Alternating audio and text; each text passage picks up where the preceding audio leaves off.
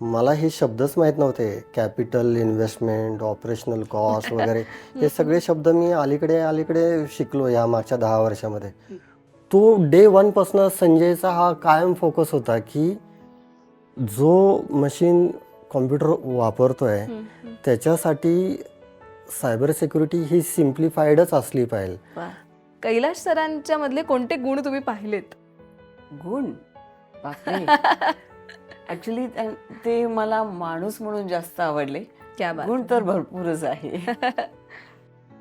Success हा एक गोल आहे असं लोक म्हणतात, पण मी मानत नाही ते.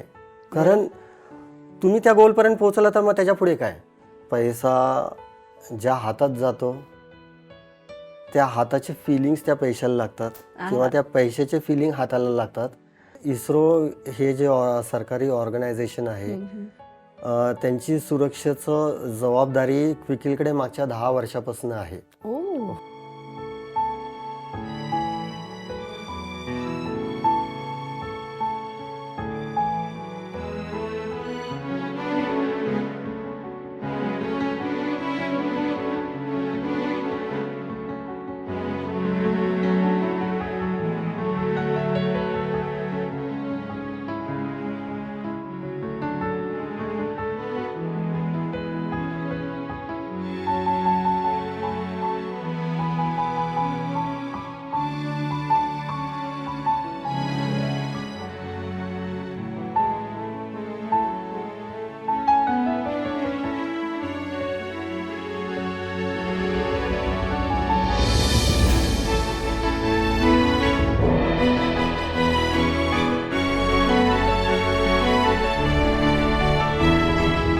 नमस्कार.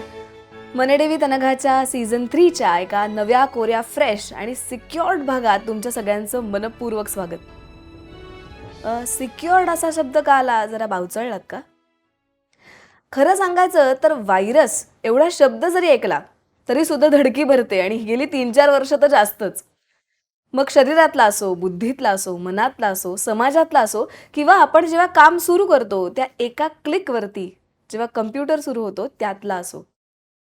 खरं सांगायचं तर या सगळ्याच गोष्टीला पूर्णतः सिक्युरिटी देण्याची गरज असते. पण याच तंत्राला एक खास सिम्प्लिफाईड सिक्युरिटीचा मंत्र देणारा एक अवलिया आज आपल्या भेटीला आलाय. त्यांच्या कर्तृत्वाचा, यशाचा, त्यांच्या साधेपणाचा आणि सगळ्यात महत्त्वाचं त्यांच्यातल्या माणूसपणाचा अतिशय सुंदर प्रवास आजच्या भागात उलगडणार आहोत. खऱ्या अर्थी त्यांच्या नावासारखीच त्यांनी गाठलेली कैलाश पर्वतासारखी यशाची उंची आपण न्याहाळण्याचा फक्त प्रयत्न करणार आहोत. तेव्हा कैलाश सर, नमस्कार. नमस्कार. मनेडेवी तनघाच्या या सीझन 3 मध्ये तुमचं खूप मनापासून स्वागत. धन्यवाद. खरं तर हा ग्राफ इतका मोठा आहे, पण याची पाळंमुळं कायमच बालपणापासून सुरू होतात. तर ते लहानपण कसं होतं, किंवा सगळ्यात महत्त्वाचं आत्ता जो सगळा डोलार उभा आहे त्याला पुष्टी देणाऱ्या गोष्टी तेव्हा काही होत्या का? लहानपण, माझं लहानपण तसं चाळीत गेलेलं आहे आणि शाळेच्या ज्यावेळेस 2 महिन्याच्या सुट्टी असायच्या त्यावेळेस गावी गेलेलं आहे.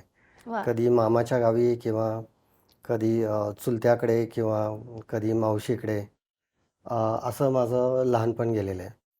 पण मेजरली सगळं चाळीत असल्यामुळे आणि चाळीत तुम्हाला माहिती आहे की मुलं कशी खेळतात आणि कशी त्यांची शिवीगाळ वगैरे सगळी चालू असते. बर. आणि आमच्या आईला कायम असं वाटायचं की तिच्या मुलांनी असली भाषा वापरू नये वगैरे. म्हणून काय माहिती तिचं वेगळं स्ट्रॅटेजी होती म्हणा किंवा काय म्हणा, की ती आम्हाला त्या मुलांमध्ये खेळूनच द्यायची नाही. बरं. मग त्याच्यासाठी ती काय करायची की ती घरातली सगळीच कामं लावायची. मग मी लहानपण माझं तर सगळं त्या ह्याच्यामध्ये गेलं की अगदी कधी भांडी घासायचं, कधी धुणं धुवायचं, कधी स्वयंपाक पण करायचा. पाणी नळावरनं घेऊन यायचं, कारण तो सरकारी नळ असायचा. तिथं रांग लागलेली असायची पूर्ण, आणि तिथून मग पाण्याचे हांडे भरायचे, कळशी भरायची, डोक्यावर ठेवायची, घेऊन यायचे. दळण दळायला घेऊन जायचं, ते दळून आणायचं, तिथे उभं राहून दळून आणायचं. ते पीठ बारीक झालं नसेल तर मग आई परत रागवायची, तुझं लक्ष कुठे होतं, काय होतं म्हणून. बर.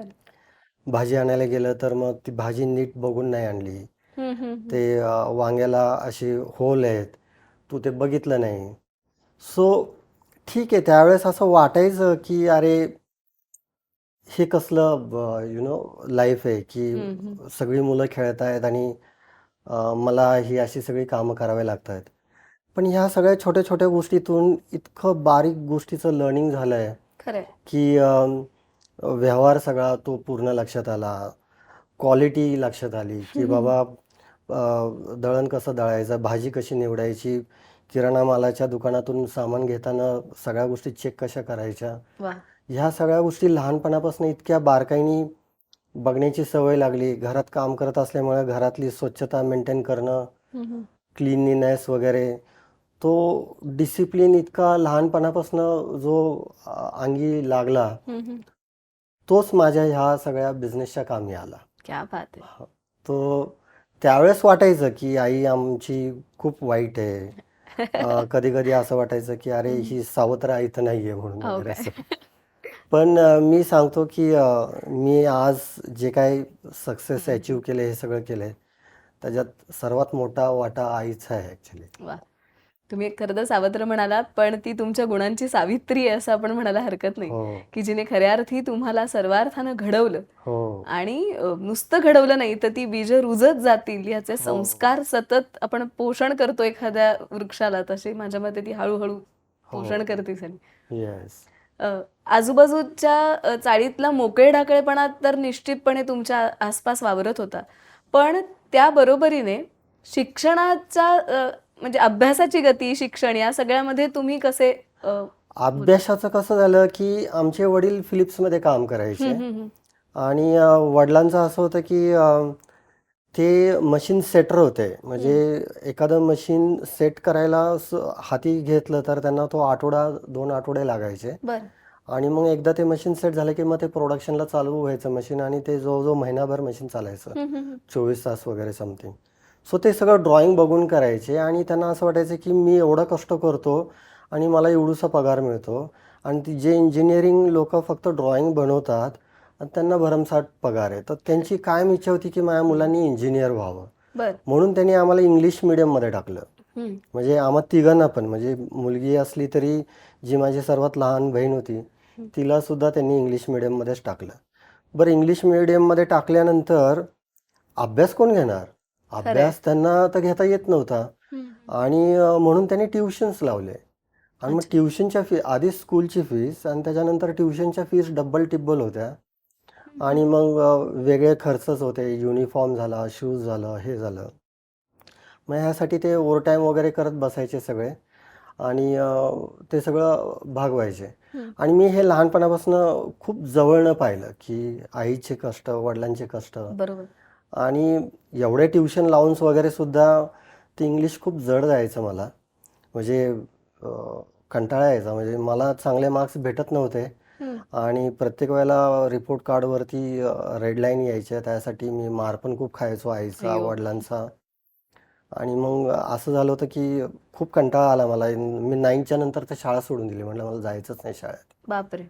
हां. आणि मग एक दिवशी टीचर घरी आली आणि म्हटली की तुम्ही ह्याला शाळेतनं का काढलं?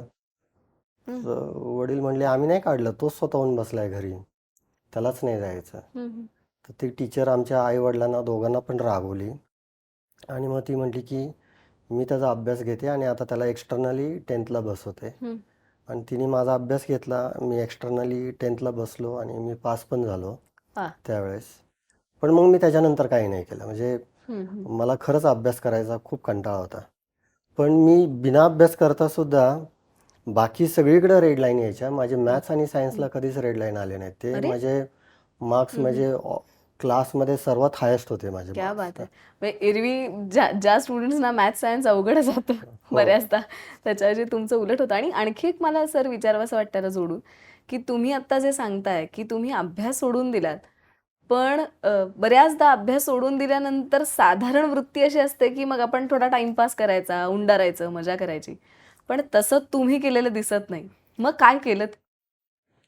त्याला तर ते तर पॉसिबलच नव्हतं. कारण माझ्या आईने तर ते अलाउच केलं नसतं. म्हणजे म्हणली असती घरी बसून राहा. पण ते तसलं काही करून दिलं नसतं. पण मग मी हे बघत होतो की जेवढे घर चालवण्यासाठी आईवडिलांना जेवढे कष्ट पडत होते, कारण भाऊ तरीसुद्धा शाळेत जात होता, बहीणसुद्धा जातच होती. आणि मग मी बऱ्याचशाच गोष्टी शिकलो होतो. लाईक वडिलांकडून बऱ्याचशाच गोष्टी मला आल्या होत्या, लाईक रेडिओ म्हणजे रिपेअरिंग करणे, हम्म. हे करणे. आणि मग मी ते करत होतो. मी स्क्रीन पेंटिंगची पण कामं केली वा. घरी बसून. हम्म. सो ज्याच्यातून काहीतरी पैसे जनरेट करता येतील आणि ते घराला कामी येतील, अशी मी कामं करत होतो. आणि तसं चालू होतं ते. क्या बात आहे. पण मग याच्यातनं आत्ताचा जो उद्योगाचा मोठा डोलारा सुरू सुरू झालाय त्याचं कुठेतरी बीज असेल ना, तर ते कुठे क्लिक झालं तुम्हाला? ते कसं झालं की ज्यावेळेस मी घरी बसून रेडिओ टीव्ही रिपेअर करायचो, हम्म. त्यावेळेस मी जसं म्हटलं की टीचरनी माझा एक्सटर्नल अभ्यास घेऊन एक्सटर्नली बसवलं परीक्षेला. त्यामधल्या काळामध्ये मी एक न्यूजपेपरमध्ये जाहिरात पाहिली होती हं. की जिथे त्यांना कॅल्क्युलेटर टेक्निशियन्स हवे होते. बर. आणि मला कॅल्क्युलेटर हा प्रकार माहिती होता, पण कॅल्क्युलेटर कसं चालतं ते माहीत नव्हतं. हम्म. मग मला असं वाटलं की ही खूप चांगली संधी आहे, हे शिकायला मिळेल. हं. म्हणून मी तिथे गेलो इंटरव्ह्यूला. तिथे खूप मोठी मुलं आली होती, माझ्यापेक्षा वयाने खूप मोठी होती, खूप शिकलेली पण होती. मला असं वाटलं की माझी इथं काय डाळ गळणार नाही आहे. मी निघालो होतो परत माघारी. हम्म. पण मग मला असं वाटलं की आपण इंटरव्ह्यू देऊन बघावा, इंटरव्ह्यू काय असतो ॲटलिस्ट ते तरी कळेल. वा. हं. आणि म्हणून मी इंटरव्ह्यू दिला आणि तेवढ्या सगळ्या ग्रुपमध्ये मी एकटाच सिलेक्ट झालो होतो क्या तिथे. बात आहे.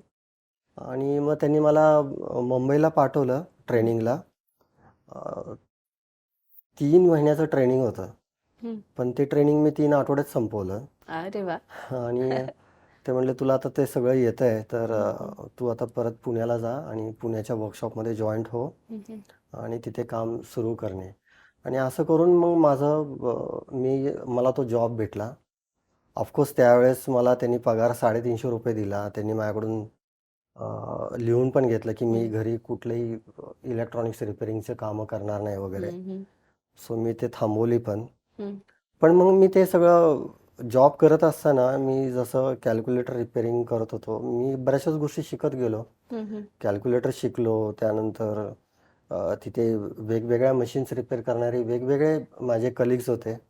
ते इंजिनियर्स होते. हम्म. म्हणजे लेजर पोस्टिंग मशीन रिपेअर करणारे, फॅसेट मशीन रिपेअर करणारे. आणि मी त्यांच्याकडे बघून बघून मी त्यासुद्धा मशीन रिपेअर करायला शिकलो. वा. आणि विदिन नो टाइम्स, म्हणजे 2 महिन्याच्या आत मी ह्या सगळ्या गोष्टी शिकलो. क्या बात आमचा आहे. बॉस मुंबईला असायचा. तो वन्स इन 2 to 3 वीक्समध्ये एकदा यायचा पुण्याला. हम्म. आणि त्याला असं वाटायचं की अरे कैलाश, तुझ्याकडे खूप जास्त काम नाही, म्हणजे महिन्याभरात फक्त एवढेच कॅल्क्युलेटर येतात रिपेअरला. बाकीच्या वेळेस तू काय करतो? एक काम कर, तू हे बुक किपिंग मेंटेन कर हे सगळं. हम्म.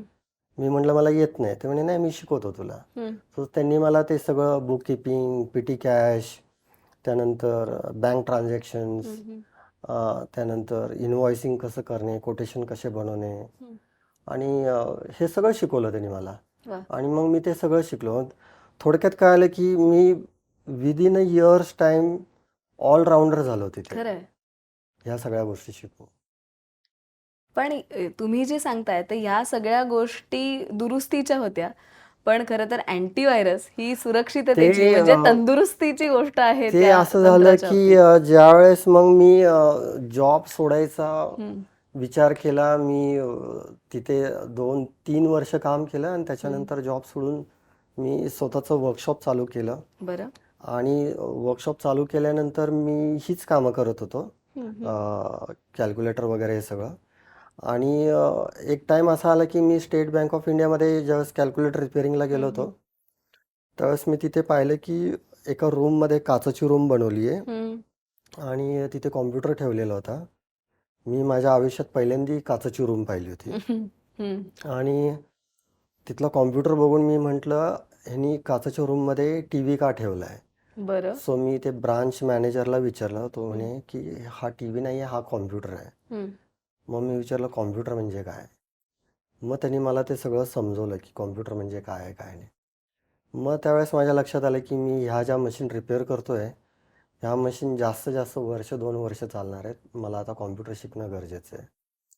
आणि बरं. म्हणून मग मी कॉम्प्युटर शिकण्याचा विचार केला आणि त्यावेळेस पुण्यामध्ये असे एवढे चांगली पुस्तकं भेटत नव्हती. मी मुंबईला गेलो एका हं. शॉपमधनं कॉम्प्युटर रिपेअरिंगचं बुक जिथे इम्पोर्टेड बुक्स मिळायचे तिथे. तिथून ते बुक घेऊन आलो. ते वाचलं, ते शिकलो आणि कॉम्प्युटर रिपेअरिंग चालू केलं मी. म्हणजे बर एवढं इझी नव्हतं, कुणी देत नव्हतं मला कॉम्प्युटर हातात, हम्म, हम्म, कारण मी खूप लहान होतो. पण बँकेतले ही जी लोकं होती, जिथे मी बाकीच्या मशीन रिपेअर करायला जायचो, हम्म, त्यांच्याबरोबर माझे चांगले रिलेशन बिल्ड झाले होते. हम्म. आणि त्यांच्याकडे कधीही कॉम्प्युटर बंद पडला, की मुंबईवरनं इंजिनियर यायचा रिपेअरिंगला हम्म. आणि त्यांनी कंप्लेंट केल्यानंतर तो 2-3 दिवसांनी यायचा. बर आणि म्हणून मी त्यावेळेस मागे लागायचो, की अरे मला एकदा ट्राय करू दे, मला एकदा ट्राय करू दे. हम्म. आणि मग तो मॅनेजर म्हणायचा, की ठीक आहे आपण बँक पूर्ण रिकामी होऊ दे, संध्याकाळी सगळे घरी गेल्यानंतर मग मी तुला आत घेऊन जातो. हम्म, हम्म. असे करून मग ते घेऊन जायचे आणि मी ते करायचो चालू कॉम्प्युटर. क्या बात आणि मग असं करून त्या ब्रांच मॅनेजर्स वगैरे त्यांचा पण थोडासा कॉन्फिडन्स आला आणि मग त्यांना असं वाटायला लागले, की अरे जवळच्या जवळ हा आहे हम्म. आणि मी द्यायचो ते करून रिपेअर. वा आणि तसं माझी ती प्रॅक्टिस सुरू झाली आणि मी तसंही स्वतःचा व्यवसाय चालू केलाच होता. हम्म, मग मी तो 93 मध्ये स्पेसिफिकली कॉम्प्युटर रिपेअरिंग सेंटर म्हणून पण ते चालू केलं. बर कुठे आणि होतं आणि हे हे मंगळवार पेठेमध्ये हम्म, हम्म. पाटोळे चेंबर्समध्ये होतं ते. ओके ओके ती छोटीशी घरगुती बिल्डिंग होती हम्म, हम्म. आणि त्यांनी खालचा ग्राउंड फ्लोअर असे भाड्याने दिलेले होते. बर तिथे माझं बर वर्कशॉप होतं वा ते रिपेअरिंगचं. तुम्ही जसं आत्ता सगळा प्रवास सांगताय तर या पाटोळे चेंबर्सच्या दरम्यानच एक फार गमतीशीर घटना घडली होती.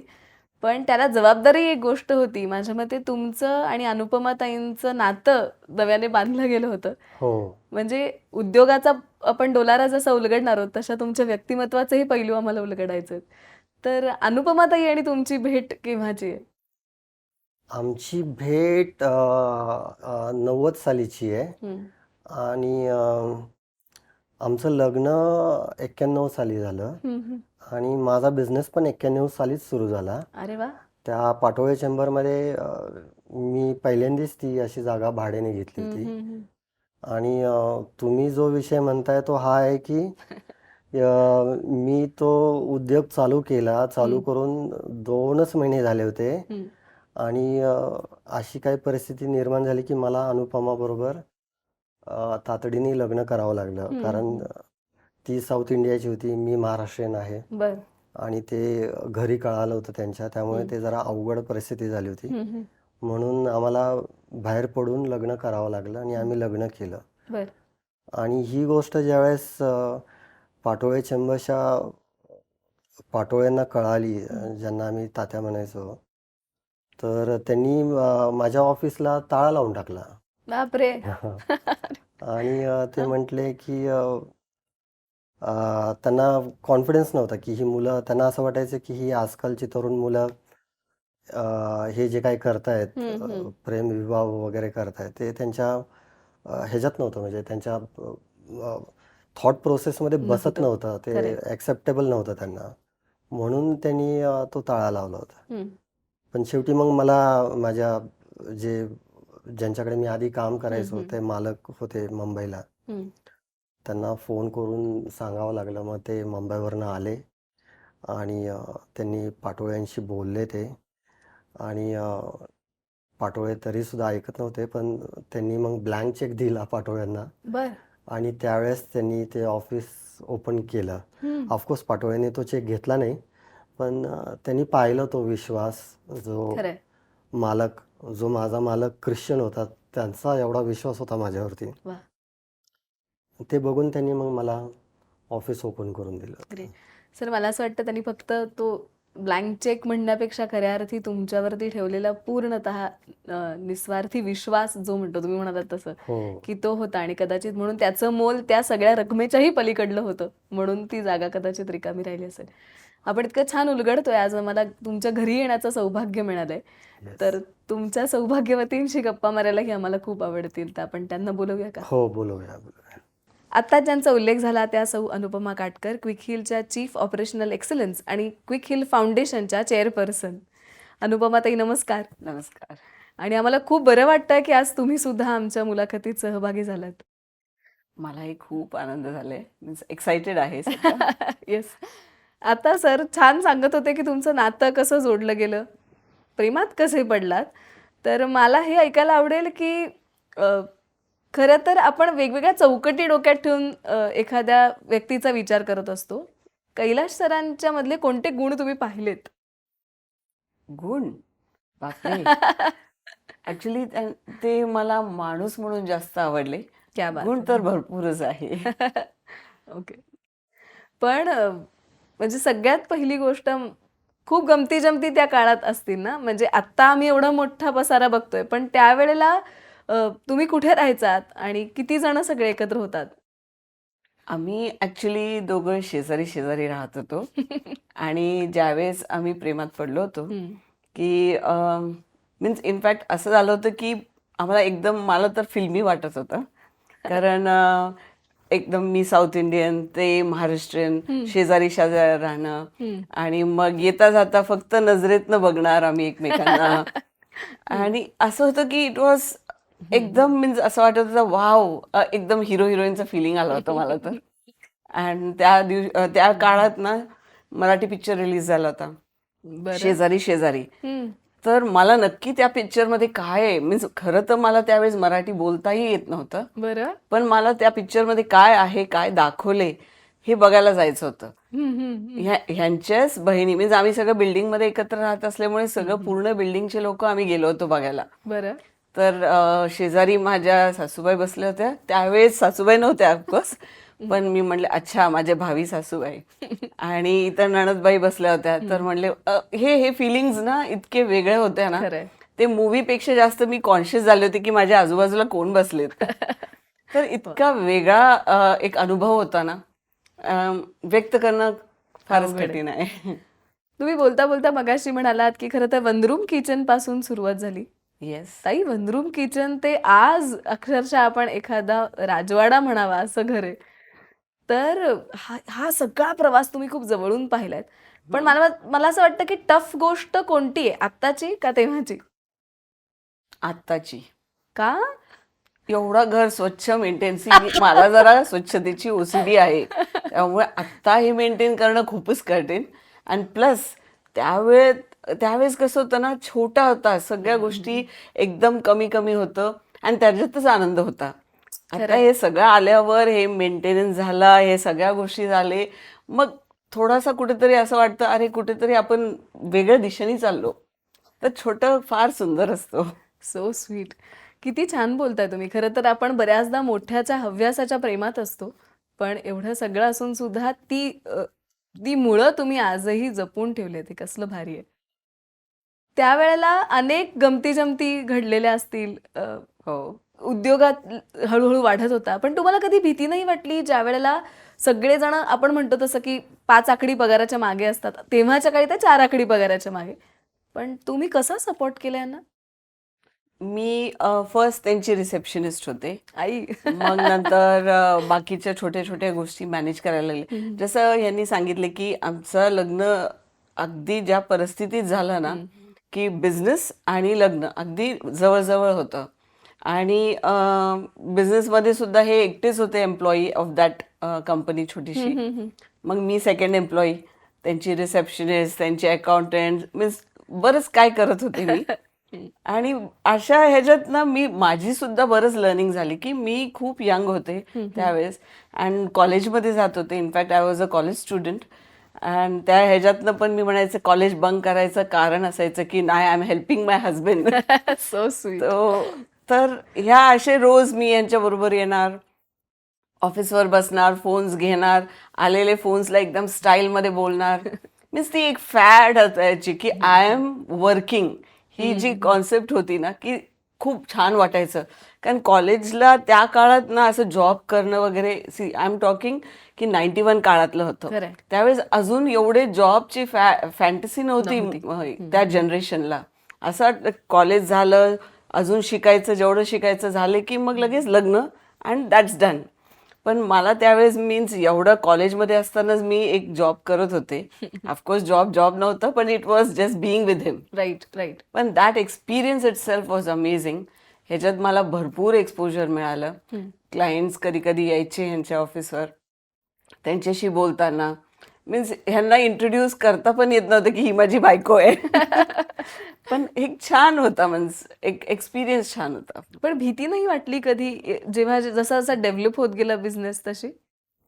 वाटत होती ना, आ, कारण एक्सपेक्टेडच नव्हतं की हे जे कंपनी सुरुवात झाली, जास्त जास्त आम्हाला वाटलं की अच्छा ठीक आहे, एक 10 लोक असतील कंपनीमध्ये. पण आज ज्यावेळेस सुरुवात केली 2 पासनं आज 1000+ लोक आहेत. खरंय. तर ही journey itself every time एक फिअर होतो मनात की अरे हे कसं पुढे, हे कसं पुढे. But I think God has been really great. So sweet. प्रत्येक जर्नी मीन्स प्रत्येक क्षणी त्यांनी आम्हाला सपोर्ट केले. ज्यावेळेस आम्ही क्लूलेस व्हायचं की आता काय, की काहीतरी असं डोक्यात तरी यायचं, नाहीतर कोणी एखादा व्यक्ती तरी समोर येऊन आम्हाला एक गायडिंग फॅक्टर या गायडिंग पाथ असायचे, हे कायम होत आलं. त्यामुळे आम्हाला वाटलं may be this is डेस्टाईन. Great. तुमच्या दोघांच्या आयुष्यातला असा एखादा प्रसंग आठवतोय जो कायम तुमच्या मनात कोरून ठेवलेला आहे? भरपूर आहेत. एखादा अल्बम आमच्यासाठी, आठवणींचा एखादा अल्बम मधला छान फोटो. हा, ते तर फार मीन्स मला फिल्मचं फार आवड आहे, अजूनही आवड आहे की वेळ मिळाली की मी बाकी काय नाही करत, पिक्चर्स नक्की बघते. अच्छा. तर त्यावेळेस सुद्धा ऑफिसवर आम्ही कॉल्स दिवसभर असं 3 वाजेपर्यंत काय फारसा कॉल्स नसेल, आणि हे आम्ही दोघंही ऑफिसवर बसून म्हणायचे चला आपण नेक्स्ट शो बघून येऊया. ते म्हणायचे अरे क्रेझी आहे का? म्हटलं कोण आहे इथं बॉस, तुम्ही बॉस मी employee. आपण पिक्चर बघून येऊ. असे बरेच गमतीदार गोष्टी आम्ही केलेत. वा. आणि मीन्स त्यावेळेस कसं आमचं लग्न झालं त्यावेळेस हनीमून हा प्रकारच काय झालं नव्हतं, कारण it was all like no support from family. And त्यामुळे हे जे प्रोसेसेस असतात ना, काही नव्हतं. It was just marriage and on our own. Oh. So त्या ज्या असं आउटिंग जाणं, ते जे असतात ना, ती प्रवास इनिशियल लग्नाच्या दिवसाचे, त्यातलं काही एक्सपिरियन्स नव्हतं केला. इट वॉज ओनली की हे माझ्यासाठी आहेत आणि मी ह्यांच्यासाठी किती आहेत. छान. So that was the only feeling that we used to live with. Great. तर ह्या छोट्या छोट्या गोष्टींनी आनंद मिळायचा की चला पाणीपुरी खायला जाऊ, हेच फन फॅक्टर होतं आमच्यासाठी त्या काळात. ग्रेट. ही ऑफिसला कधी यायला लागली तिला तो प्रश्न विचारणे, कारण ज्यावेळेस ती घरी बसून असायची ती बोर व्हायची आणि मला घरून तिकडून लोकल पीसीओ मधनं कॉल करून मला भीती दाखवायची आणि मला पळत जावं लागायचं घरी. आई. नाही, ऍक्च्युली कसं होतं, आम्ही जिथं पहिल्यांदा लग्न जाऊन बाहेर पडलो होतो घराच्या, त्यावेळेस आमच्याकडे काय नाही, मीन्स एक छोटीशी खोली होती आणि त्याच्यात एक काय म्हणतात स्टव होती. ते त्यावेळेस रॉकेलची स्टव होती ना, आणि मी काय त्यातली कधी केलेलंच नव्हतं, स्टव कधी पेटवलंच नव्हतं. तर मला चहा प्यायचं म्हटलं की म्हणायचे थांब मी करून देतो, मग आपण चहा करू आणि मग पिऊया. पण ह्या सगळ्या ह्याच्यात ना मला रिअलाइज झालं की हे मला चहा मीन्स स्टोव पेटवता येत नाही, which is a basic thing. हो. आणि हे मला कधीच जवळ जाऊन द्यायचे नाही. स्टोवचं रिस्क होती ना, की त्यावेळेस स्टोव फुटणं, not lighting it in the right manner. मग प्रत्येक वेळेला मला चहा प्यायचे की मी फोन करून म्हणायचं मला चहा प्यायचं. ते काम सोडून पळत स्कूटरवर यायचं की कुठे स्टोव पेटवेल आणि कुठे हे करेल. आई ग. म्हणून मला ऑफिसला घेऊन जायला लागले. म्हणले चल आता तू घरी बसू नको, चल ऑफिसला म्हणून. तिला मी सांगायचो तू अमृतलायमध्ये जा आणि तिथे जाऊन चहा पिऊन ये. ती म्हणायची नाही मला घरीच चहा प्यायचे आणि मी घरी बनवून पिणार. मला भीती वाटायची, हा ती स्टोव कसा पेटवणार आहे माहित नाही. तो मला ती स्टोवची खूप भीती असायची. मग मी म्हणायचो थांब मी आलो, मी तुला स्टोव पेटवून देतो, मग तू चहा बनव. पण हे सर किती गोड प्रेम आहे. म्हणजे उद्योगातल्या रिस्कची सरांना कदाचित भीती वाटली नसेल, पण त्या प्रेमापोटी एक स्टोव ही खूप सुंदर गोष्ट आहे सर. या सगळ्या प्रवासात आज मुलगी सुद्धा तुमची सहभागी झाली आहे. हो, तिला तुम्ही कशा पद्धतीने वाढवलं? आज ती काय करते? तीही क्विक हिलमध्ये प्रॉडक्ट मॅनेजर आहे. क्या बात आहे. आणि आपलं हे क्विक हिल प्रॉडक्ट जे आहे ती पूर्ण त्याची रोड मॅप, त्याची फीचर्स कशी असले पाहिजे, ते लुक अँड फील एक्सपिरियन्स ह्याच्यावरती पूर्ण काम करते. वा. आणि तिला साधारणतः आता तिचं शिक्षण झाल्यावर 6-7 वर्ष झाले आता तिला आमच्या बरोबरच काम करते. ग्रेट. आणि तिचं नाव? स्नेहा. वा. तुमच्या आयुष्यातला स्नेहच जपलाय तिने. हो, अगदीच. ग्रेट. आणखी एक गोष्ट मगाच्या सगळ्या धाग्याला धरून विचारावीशी वाटते ताई, की बोलता बोलता सर आता असं म्हणाले की जे त्यांचे वीक पॉइंट आहेत ते तुमचे स्ट्रॉंग पॉइंट आहेत. मगाशी मुद्दा आला होता की एक स्टोव ती पेटवायची भीती वाटणारी व्यक्ती जेव्हा कुठले तरी मोठा संघर्षाचा काळ येते तेव्हा टफ एखाद्या हिमालयासारखी उभी राहते. तर ही एनर्जी कुठून मिळते तुमच्याकडे, येते कुठून? म्हणजे I have been very bold in my decisions. म्हणजे मी इनफॅक्ट घरातनं ॲक्च्युली मी आहे एक व्हेरी ऑर्थोडॉक्स फॅमिलीमधनं, बरं. जिथं मीन्स सगळ्या गोष्टीला रिस्ट्रिक्शन, म्हणजे 7च्या आत घरात म्हणतात ना, अय्यो. ते प्रकार होतं आमच्या घरी. आणि त्या ह्याच्यातनं बाहेर पडून लग्न करणं इट वॉज इम्पॉसिबल. आणि ते मी केलं होतं आणि तिथंच मला कॉन्फिडन्स वाटलं की yes I can take decisions. Great. तर ह्या कॉन्फिडन्स मीन्स मला प्रत्येक वेळेला असं वाटायचं की this confidence has been my strength. आणि हे स्ट्रेंथ मीन्स ऑफकोर्स हे सुद्धा फारच कॉन्फिडंट. आता बिझनेस करणं एक्स्पेशली त्या जर्नीमधनं जे परिस्थितीतनं हे वर आलेत आणि बिझनेसचं डिसिजन घेणं it self is his confidence. खरंय. आय थिंक हे दोघांचं कॉन्फिडन्समुळेच हे जे काय आहे इट्स ऑल विजिबल. क्या बात आहे. मला असं वाटतं की कॉन्फिडन्स बरोबर तुम्ही जी निष्ठा ठेवलीत देवावरती आणि सेवा हे व्रत म्हणून घेतलेत, या दोन्ही गोष्टी सुद्धा जोडल्यात.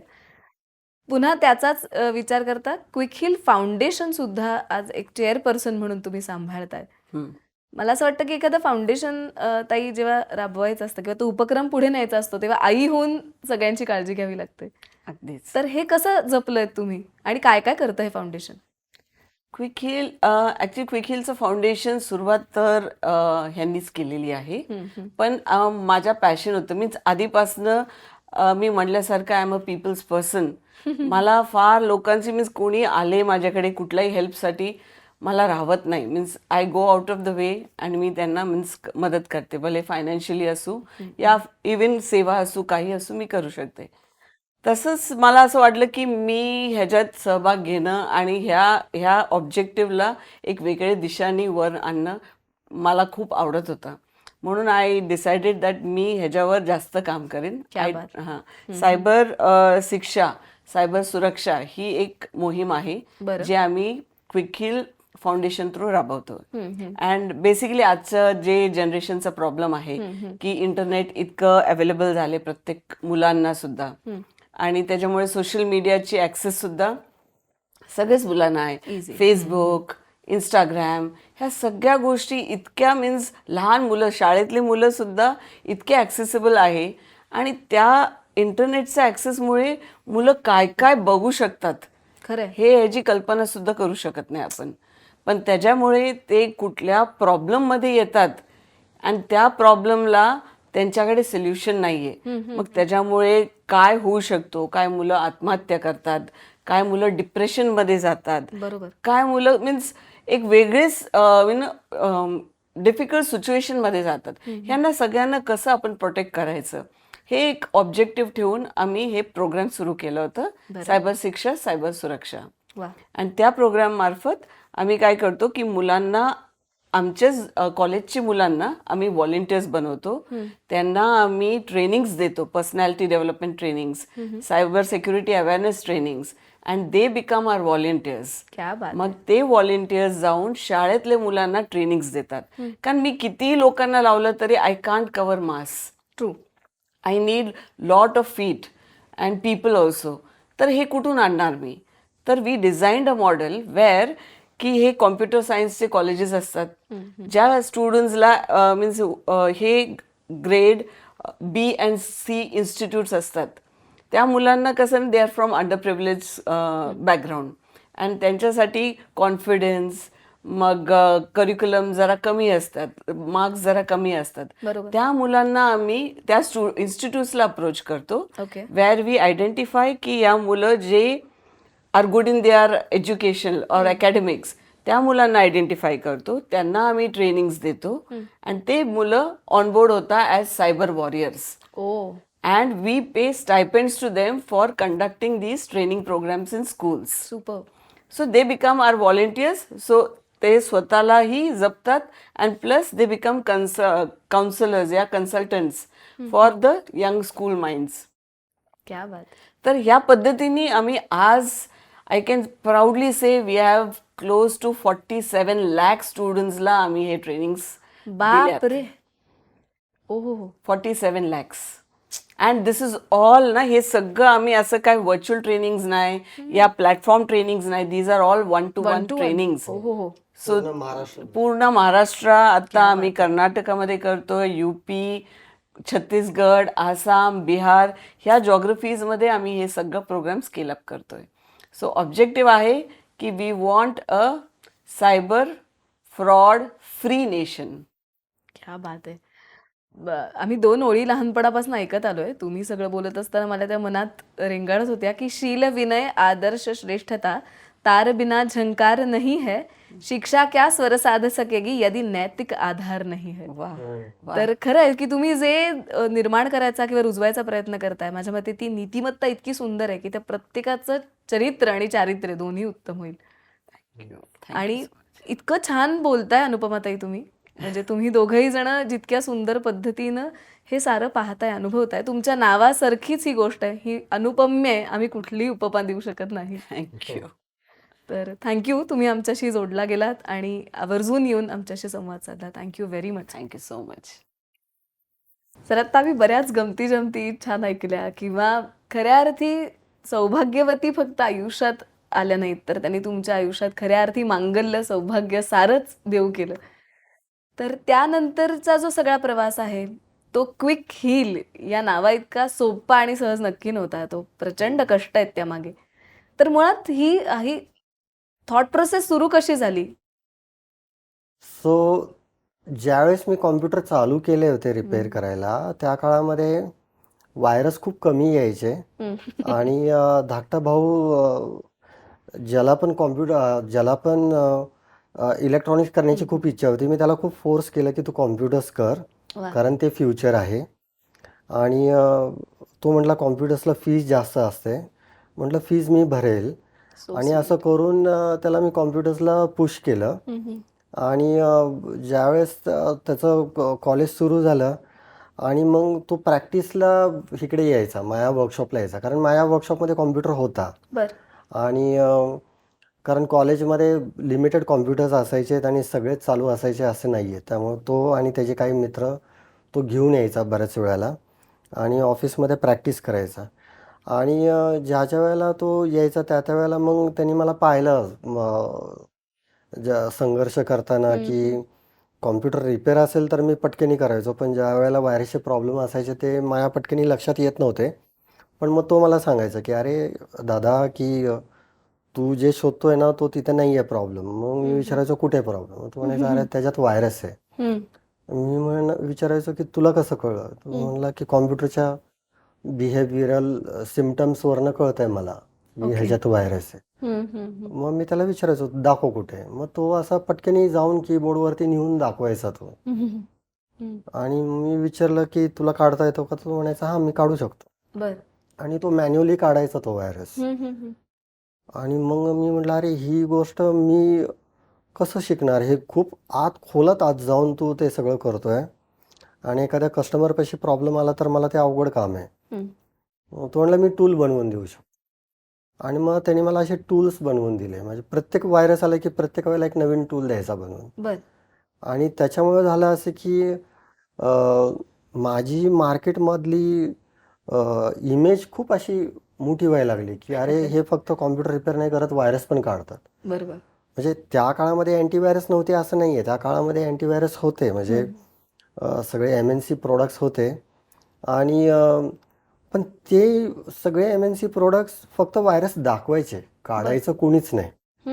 ते म्हणायचे की सो अँड सो फाईलला हा व्हायरस आहे, तुम्ही आयदर फाईलला डिलीट करा किंवा क्वारंटाईन करा. ओके.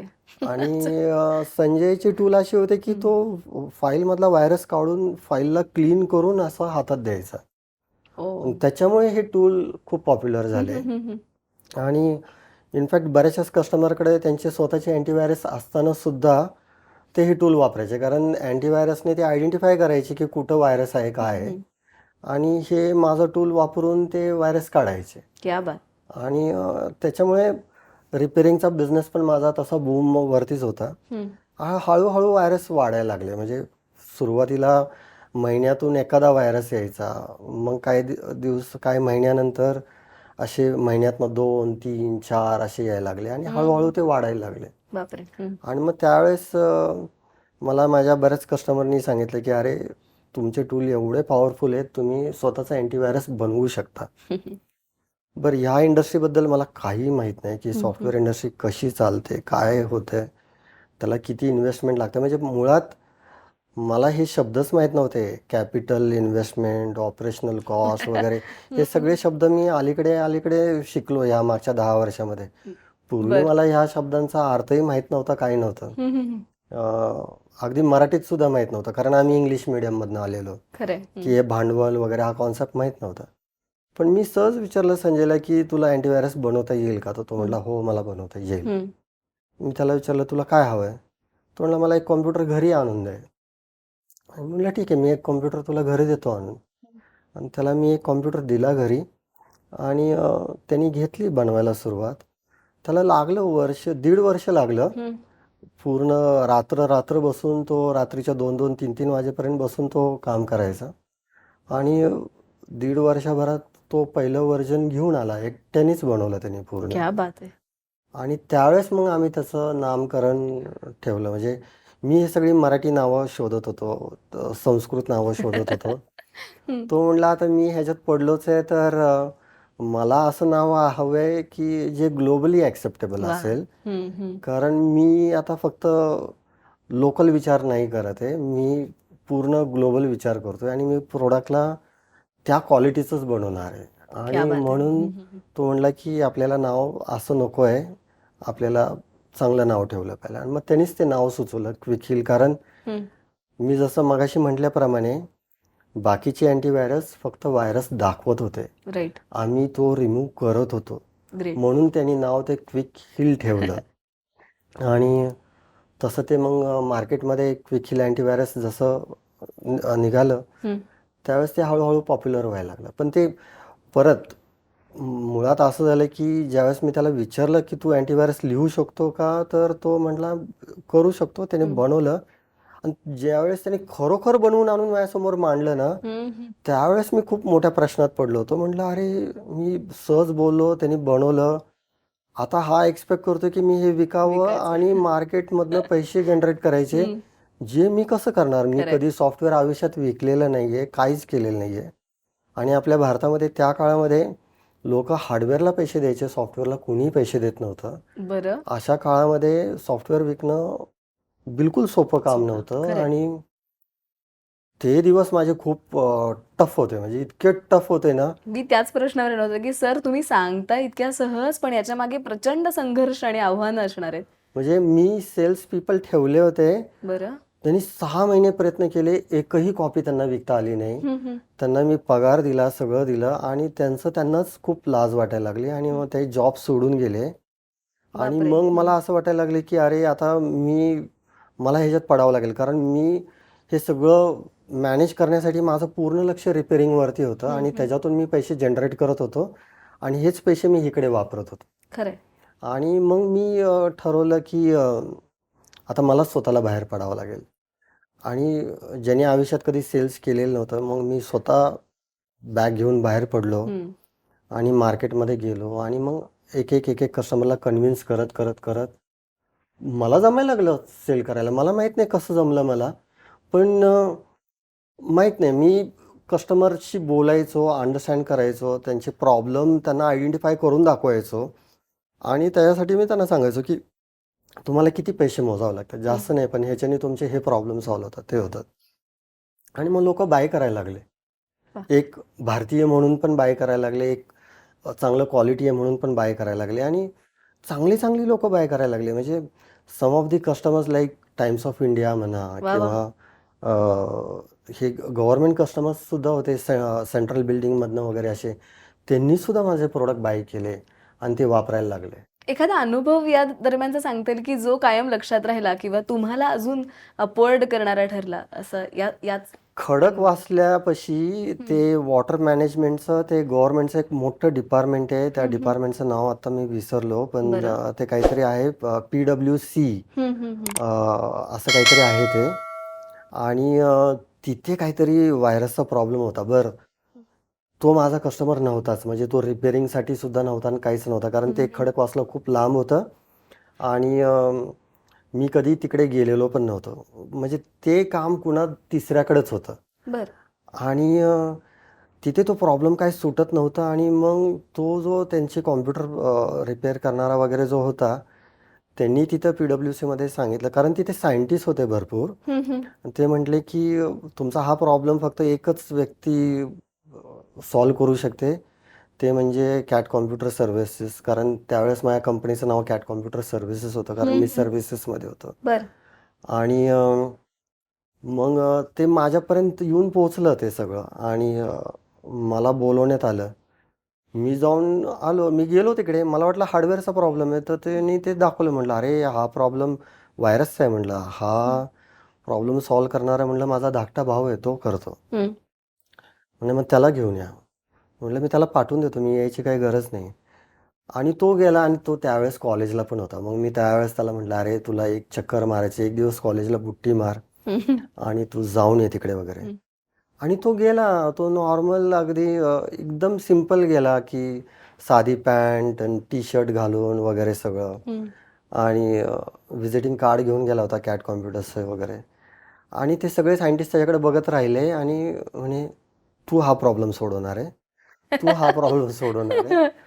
तर म्हणे मला पाठवलं तर त्याच पर्पजसाठी आहे. म्हणजे ते त्यांची इंटरनल चर्चा चालू होती की ह्या मुलाच्या हातात मशीन द्यायचं का नाही द्यायचं. म्हणजे एक सायंटिस्टचे मशीन्स आहेत आणि हे द्यायचं की नाही द्यायचं. मग त्यांचे फोन चालू होते इकडे तिकडे वगैरे. बापरे. आणि मग त्यांनी ते ठरवलं की नाही द्यायचं, एक मशीन तरी देऊन बघूया वगैरे.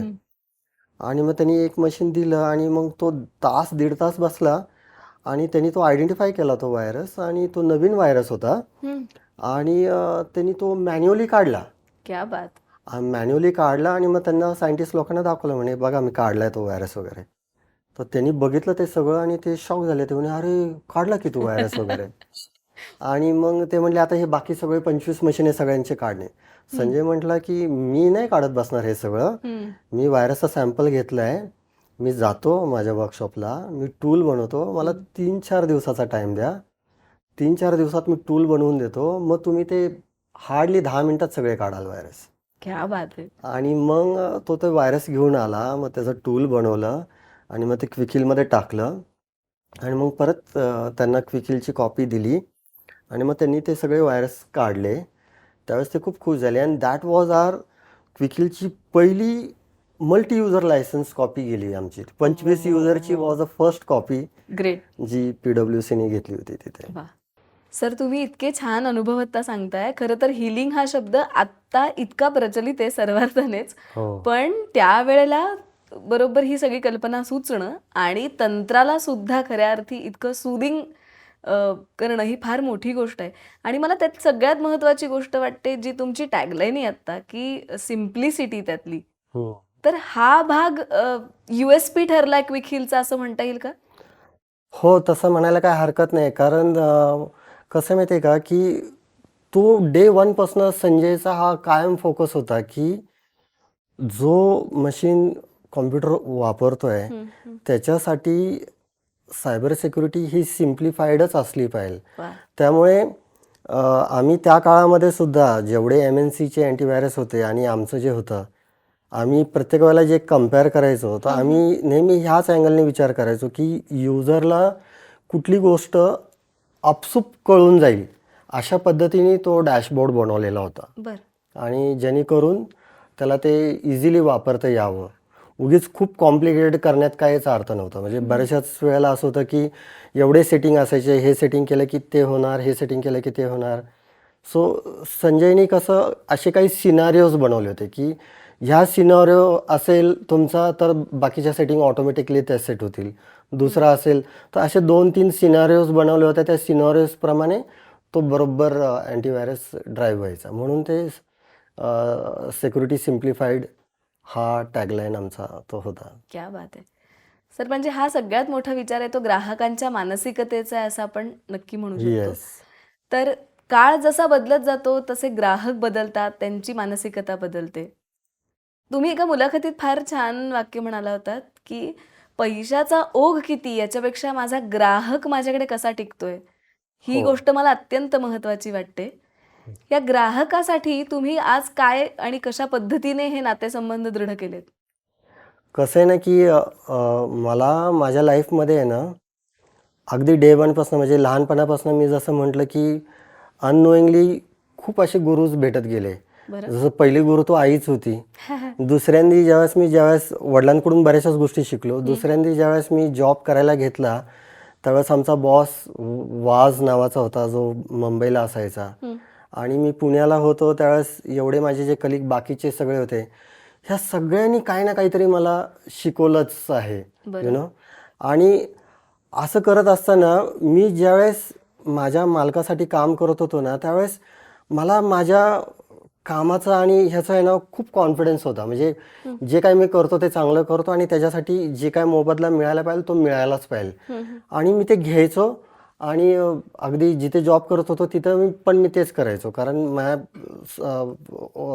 मालकाने मला सगळं शिकवलं होतं, बुक किपिंगपासून वगैरे सगळं शिकवलं होतं. पण आमचा मालक ज्या वेळेला यायचा पुण्याला, त्यावेळेला तो 4-5 कस्टमर्सला जाऊन भेटायचा.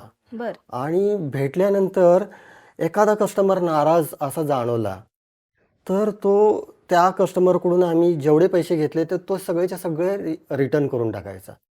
आणि मग मी एकदा थोडासा नाराज झालो होतो की आमच्या सरांवरती. मी म्हटलं की मी तर माझं काम व्यवस्थित केलं आहे, त्याचं मशीन चालू करून दिलं आहे, सगळं करून दिलं आहे, तरीसुद्धा तुम्ही त्याचे पैसे का दिले रिटर्न?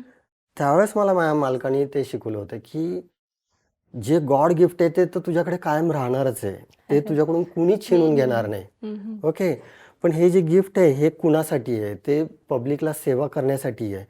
आणि ती पब्लिक जर का तुझ्या सेवेने खुशच नसेल तर त्या पैशाचा काय उपयोग आहे? क्या बात आहे. तेव्हापासून माझ्या डोक्यात ते लाईन ड्रॉ झाली की माझं काम म्हणजे काहीच नाही त्याच्यासमोर जर का कस्टमर सॅटिस्फाईड नसेल तर.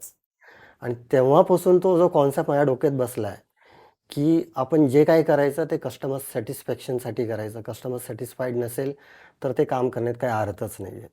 आणि ते आजपर्यंत लागू ठेवलेलं आहे मी. आणि म्हणून कस्टमर सेंट्रिक हा माझा कायम फोकस राहिलेला आहे. ग्रेट. तुम्ही इतकं सुंदर सांगताय सर की उद्योग जगतात कायम व्यवहार हा शब्द ऐकला जातो, पण तुम्ही सेवा हा इतका अप्रतिम शब्द वापरलाय. म्हणजे खरं सांगायचं तर अंगावर काटा आला ऐकताना. कारण नफ्या तोट्याच्या गणितात याच्या पलीकडे जाऊन जेव्हा सेवा शब्द जोडला जातो सर, तेव्हा व्यवहारच बदलतो, जो हो. तुमच्याकडे मला घरी सुद्धा तुमच्याशी बोलताना सुद्धा सातत्याने जाणवतोय.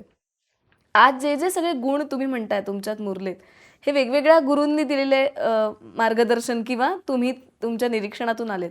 पण तुमचे आदर्श कोणते आहेत की आजही तुम्ही त्यांच्याकडे बघता, ते तुम्हाला प्रेरणा वाटतात की ज्यांच्यामुळे तुम्ही नवीन नवीन गोष्टी पुन्हा पुन्हा शोधायला सुरुवात करता? असं प्रेरणादायक वगैरे मी असा खूप कधी विचार नाही केलेला. पण मी कायम हे बघत आलोय की सक्सेसफुल लोकांनी आयुष्यामध्ये काय काय केले. मग मी असे बरेच लोकांचं वाचले. म्हणजे नारायण मूर्ती असो किंवा टाटा असो किंवा रिलायन्स असो. भले आता लोकांची मतं वेगळी आहेत, रिलायन्सच्या बाबतीत वेगळी आहेत, टाटांच्या बाबतीत वेगळी आहेत, पण माझ्यासाठी ते दोघंही सक्सेसफुल आहेत. सो सक्सेसफुलाचे मार्ग वेगवेगळे आहेत. कधी हा मार्ग, कधी तो मार्ग. जिथे जो मार्ग सूट होतो तो वापरणं गरजेचं आहे असं मला वाटतं. आणि ज्याच्यामध्ये सगळ्यांचाच विन विन आहे. म्हणजे जे मला माझ्या पहिल्या गुरूंनी शिकवलं, सरांनी आमच्या शिकवलं की विन विन हा मॅटर खूप करतो. लाईक कस्टमर हॅपी असेल तर तो विन आहे आणि तो विन आहे तर आपण विन आहोत. सो त्याच्या बेसिसवरती तो मी सगळं करत आलेलो आहे. आणि ह्याच्यामुळं कसं आहे की मी असं म्हणेल की मी असं ॲस्पिरेशन म्हणून बऱ्याच लोकांना डोळ्यासमोर ठेवतो. पण शिकायचं म्हटलं तर मी माझ्याच सराउंडिंगला जेवढी लोक आहेत त्यांच्याकडूनच मी भरपूर शिकलो. वा. मग भाऊ झाला, अनुपमा झाली, माझी लाईफ पार्टनर झाली, तिच्याकडून तर मी भरपूर गोष्टी शिकलोय. त्यानंतर मुलगी झाली, तिच्याकडूनही मी भरपूर शिकतो आणि अजूनही शिकतो भरपूर. क्या बात. सो असं नुसते तेच नाही तर कधी कधी आता माझ्या मुलीचे जे फ्रेंड्स आहेत ते कधी कधी घरी येतात, त्यांचे विचार ऐकतो, हे करतो. आता सगळेच पटतात असं नाही, पण काय विचार आपल्याला हलवून सोडतात की अरे आपण का नाही असा विचार केला आणि आपण असा विचार करायला पाहिजे. आणि अशा गोष्टी मग ते ऑटोमॅटिकली ते ऍड होत राहतात आणि तसं ते सरकत राहतं लाईफ. ग्रेट. सर, तुम्ही मगाचपासून इतक्या सहजतेने शिक्षण शिकत गेलो हा शब्द वापरताय. मगाशी अनुपमा ताईंशी गप्पा मारत असताना सुद्धा ताई म्हणाल्या की त्यांना सतत काहीतरी शिकायला आवडतं, नवीन नवीन नवीन. खरं सांगायचं तर अगदी सर्वसामान्य चौकट म्हणून आत्ताचा आपण विचार करताना सुरुवातीला 10वी पास असं तुम्ही म्हणालात सर, पण आज तुमचा सगळा ग्राफ उलगडताना अनुभवताना ती गोष्ट इतकी छोटी वाटते की तुम्ही शिक्षण इतक्या व्यापक अंगाने पाहिलंय. म्हणून हा प्रश्न तुम्हाला विचारावासा वाटतो की शिक्षण आणि आपल्याला आलेले अनुभव किंवा यश किंवा व्यवसाय हे कशा पद्धतीने समजून घ्यायचं, त्याचा कितपत उपयोग होतो किंवा कसा करून घेतला पाहिजे. शिक्षण हे इम्पॉर्टंट आहेच आहे. म्हणजे मी तर सांगेल की शिक्षण खूप इम्पॉर्टंट आहे. म्हणजे आजच्या तारखेला लोक जे मुलं जी ग्रॅज्युएट होत आहेत, त्यानंतर पोस्ट ग्रॅज्युएशन करतायत, MBAs करतायत वगैरे, IITs होत आहेत, IIM करतायत वगैरे, हे खूप महत्त्वाचं आहे. पण मला कुठंतरी सिस्टीममध्ये फॉल्ट वाटतो. म्हणजे काय वाटतं ना की आपण मुलांवरती ते शिक्षण जबरदस्ती थोपतो बिना प्रॅक्टिकलचं. बरं. माझ्या बाबतीत कसं झालंय की मी शिक्षण घ्यायला नाही गेलो, पण ज्या ज्या वेळेला मला प्रॅक्टिकल चॅलेंजेस आले त्यावेळेला मी पुस्तकं आणली आणि पुस्तकं उघडली आणि त्याच्यातून मग मी ते शिकलो. त्या काळामध्ये पुस्तकांशिवाय काय ऑप्शन नव्हता, पण आजच्या तारखेला तर आता इतके ऑप्शन्स आहेत, लाईक यूट्यूब आहे आणि बरेचसे मास्टर क्लासेस आहेत वगैरे, इतके सारे कोर्सेस ऑनलाईन अवेलेबल व्हायला लागलेले आहेत.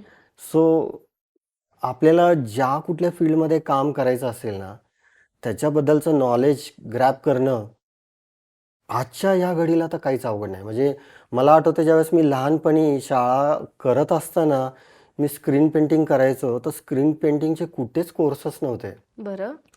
आणि एकात 2 ठिकाणी होते, पण तिथं ते म्हणे की हे कोर्सेस फक्त लेडीजसाठीच आहेत, जे मुलांसाठी नाहीच आहेत.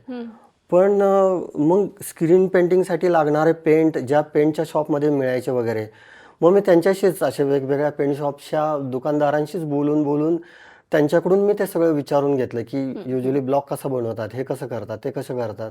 मग ते ब्लॉक बनवण्याचा कपडा आहे का तुमच्याकडे, मग ते लाकडी चौकट कुठली लाकडाची वापरतात. असं करून जे काही व्हर्बली नॉलेज ग्रॅब केलं होतं मी, त्यावेळेस खूप लहान होतो, मे बी 16-17 वर्षाचा होतो. पण मी ते सगळं घरी आणून ट्रायल करून तो कपडा खिळ्याने ठोकून वगैरे ते सगळं ॲक्रेलिक वगैरे करून ट्रेस पेपरवरती लोगोसचे ड्रॉइंग काढून तसे ब्लॉग बनवले आणि खूप फेल पण गेले. पण एक दिवशी तो सक्सेसफुल झाला. इतका व्यवस्थित सक्सेसफुल झाला की मी खूप खुश झालो की अरे वा. तो झाला सक्सेसफुल. आणि त्याच्यानंतर मी ते स्क्रीन पेंटिंग जे चालू केलं, त्यानंतर माझ्याकडे इतक्या कंपन्यांची कामं आली होती. लाईक जो टेलर ह्या कंपन्यांचे युनिफॉर्म करायचा, मी त्या टेलरला धरलं होतं आणि त्या टेलरनी माझं पहिलं एक काम पाहिलं आणि मग त्याच्यानंतर बऱ्याचशाच कंपन्यांची कामं त्यांनी मला दिली. आणि मग मला प्रत्येक लोगो प्रिंटिंगला ते 10 पैसे, 15 पैसे, 20 पैसे, 25 पैसे असे मिळत होते ते त्या काळामध्ये. क्या बात आहे. मला आवर्जून ही गोष्ट आपल्या सगळ्या प्रेक्षकांना नक्कीच सांगायला आवडेल. कारण बऱ्याचदा आपण सर्वसामान्य विद्यार्थी काय किंवा पालक काय, शिक्षण ही गोष्ट गुणवत्ता आणि डिग्री एवढ्याच पुरती मर्यादित ठेवतो. सरांनी जी गोष्ट सांगितली की प्रयत्न म्हणजे प्रात्यक्षिकं आणि सतत निरीक्षण करत राहणं, याच्यातनं मिळणारं शिक्षणसुद्धा एका मर्यादेनंतर तुम्हाला यशापर्यंत घेऊन जायला नक्की कारणीभूत ठरतं. आणि सर माझ्या मते त्याचं मूर्तिमंत उदाहरण आहेत असं म्हटलं तर वावगं नाही ठरत.